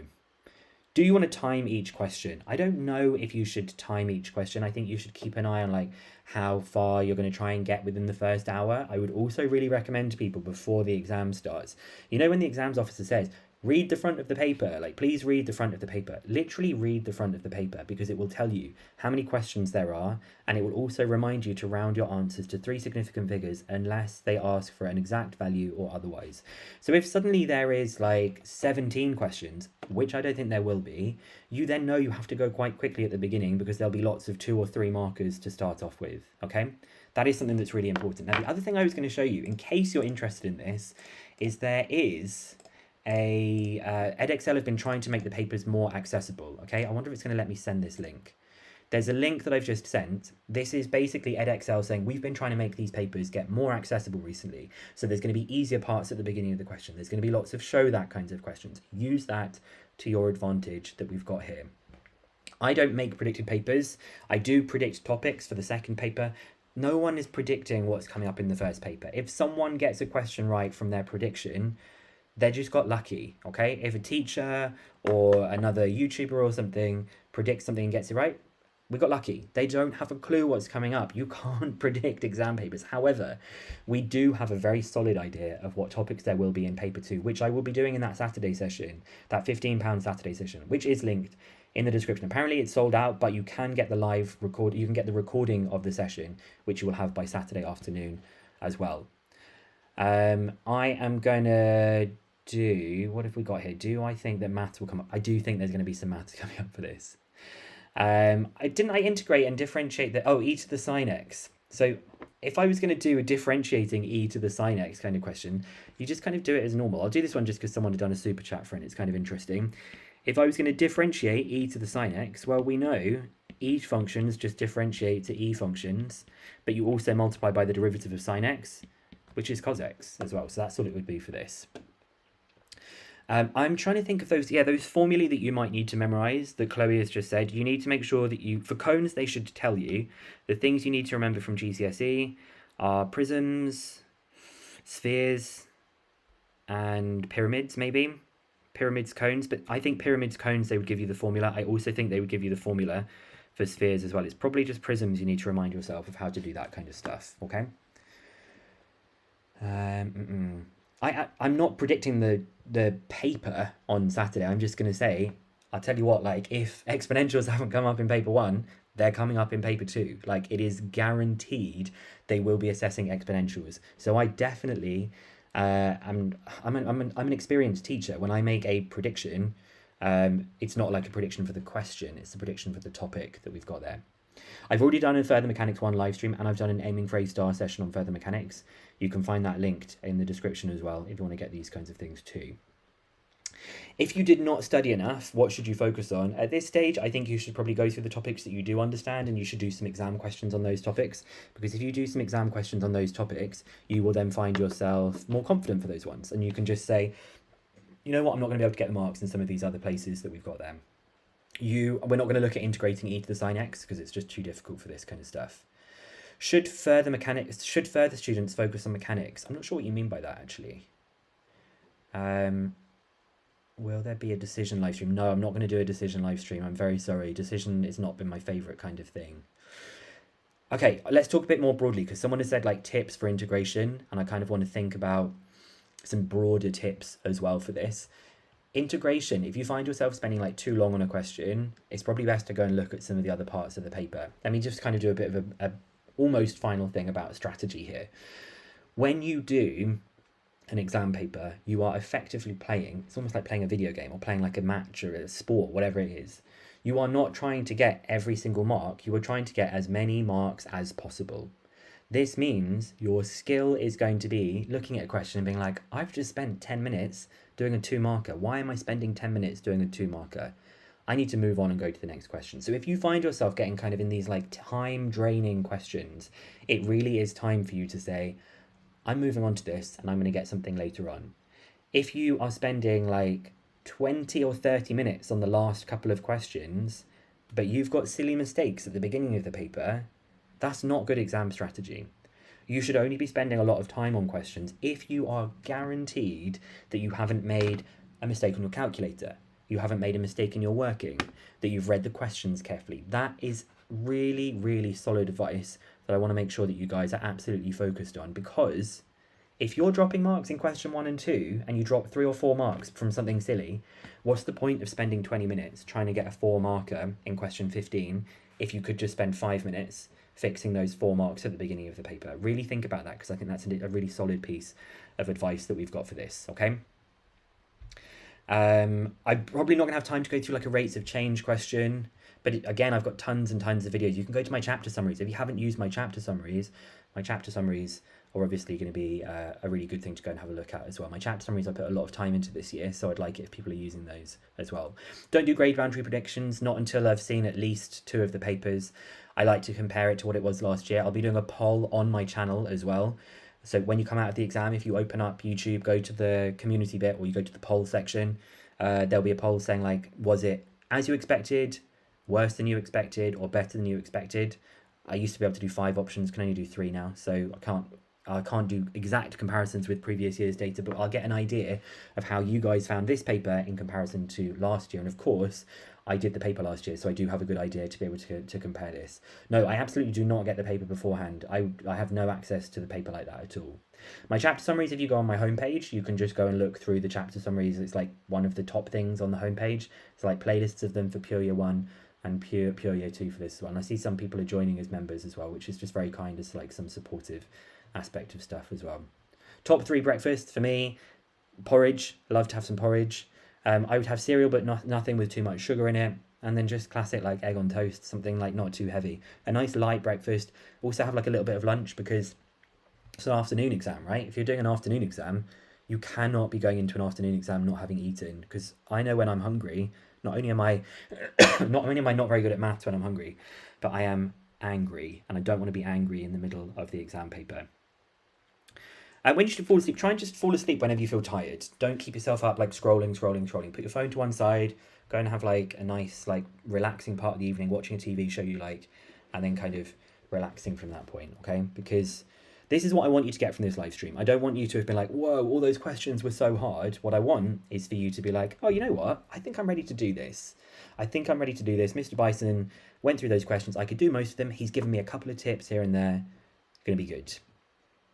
You are absolutely right. You're not you when you're hungry. It's so true. I get like so stressed when I'm hungry. I would love to do a collab with TL Maths. TL Maths is like the original maths YouTube legend.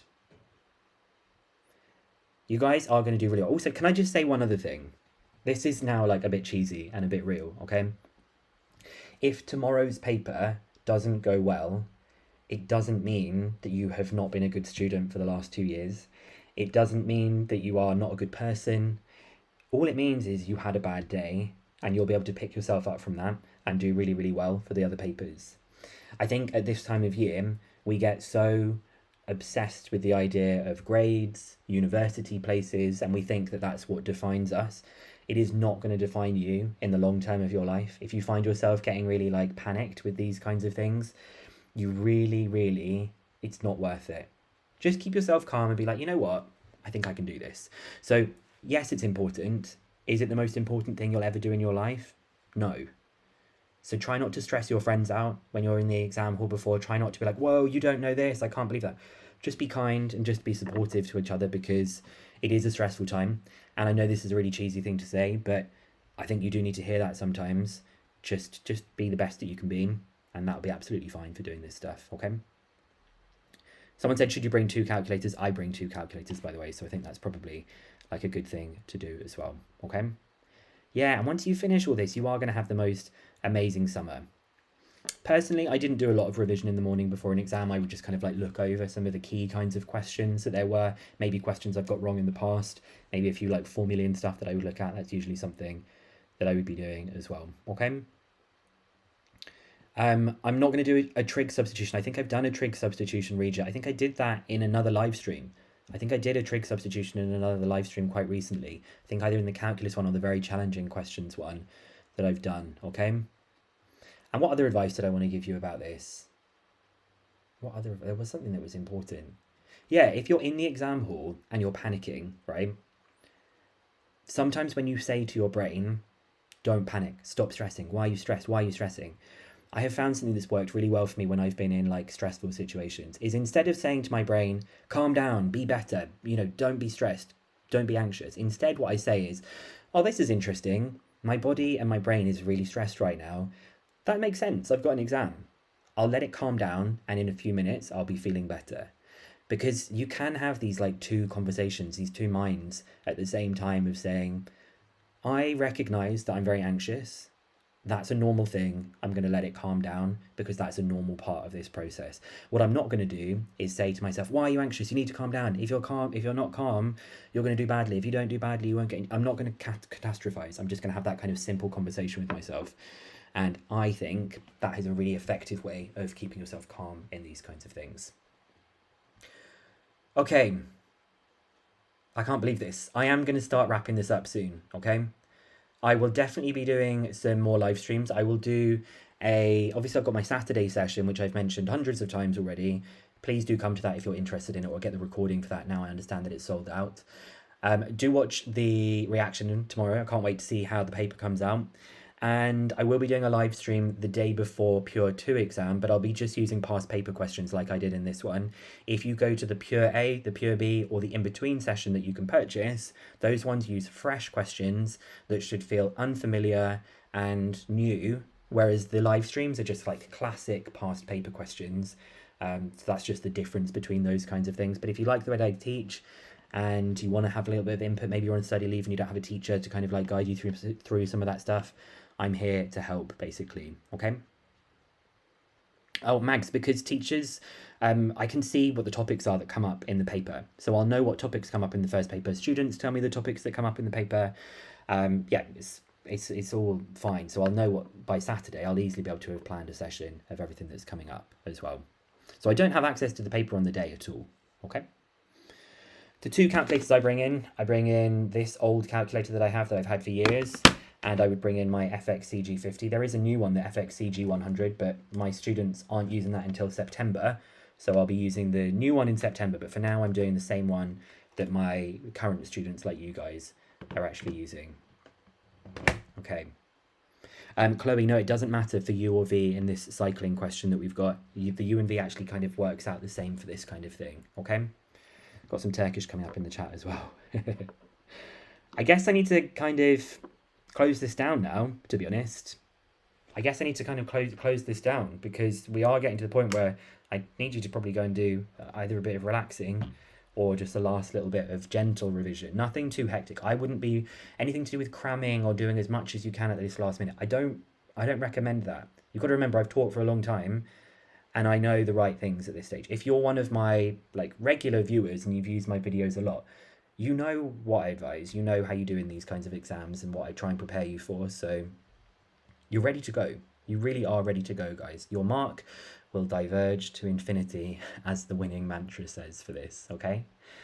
You could do a paper if you want to, but I wouldn't do the whole thing. I wouldn't do anything to kind of stress yourself out too much. Not sure about the batteries into the exam or anything. I'm not singing a song in Turkish, no. Okay, we have done 2 hours. 2 hours and 5 minutes for this. The Google Drive link, once I've finished annotating this, it will be in the description as well. I really hope to see you in either the live session on Saturday. I hope that if you buy one of my Aiming for A Star sessions or a recording or the Saturday recording, that you will find it useful. I really genuinely mean that. I feel incredibly lucky to be able to do this for my job. It is a really wonderful thing that I get to do, to be able to teach over 2,000 people the day before their exam, like beyond my wildest dreams for this kind of stuff. This video is going to be used afterwards, okay? It's going to be uploaded afterwards, so you'll have it, okay? The Zoom link for the Saturday session will be sent out probably on the Friday after I've finished planning the session, because I'm going to spend Thursday and Friday planning all of that stuff that we've got there, okay? I've really enjoyed today's session. Thank you so much for supporting the channel, for supporting coming to these live sessions and stuff like that. I really do appreciate it. Can we all say a huge thank you to our moderators? We've had Awan, we've had Ali, we've had Ash, we've had Ash is Breezy, and we've had Karan as well. Please, thank you so much to all of those people. I'm very lucky to have had those guys moderating, and incredibly lucky to be able to say that this is my job. Never in a million years did I think I would get to do this, and it genuinely, if I think about it too much, I'll get emotional thinking about it, because this is a dream come true for me to be able to do this. You do not understand how much I absolutely love teaching maths, and how I love maths education, and the fact I get to kind of share this with so many people. It is really incredible. So I wish you so much luck for tomorrow. I would love to hear how it goes when my video gets posted. I do read through every comment that gets kind of written to me. Please let me know how it goes. And I guess I will see you on the other side, guys. Go and have a restful evening. Go and spend some time with your family or doing something that makes you feel relaxed. And I will see you on the other side. Have a good one, guys. Bye now.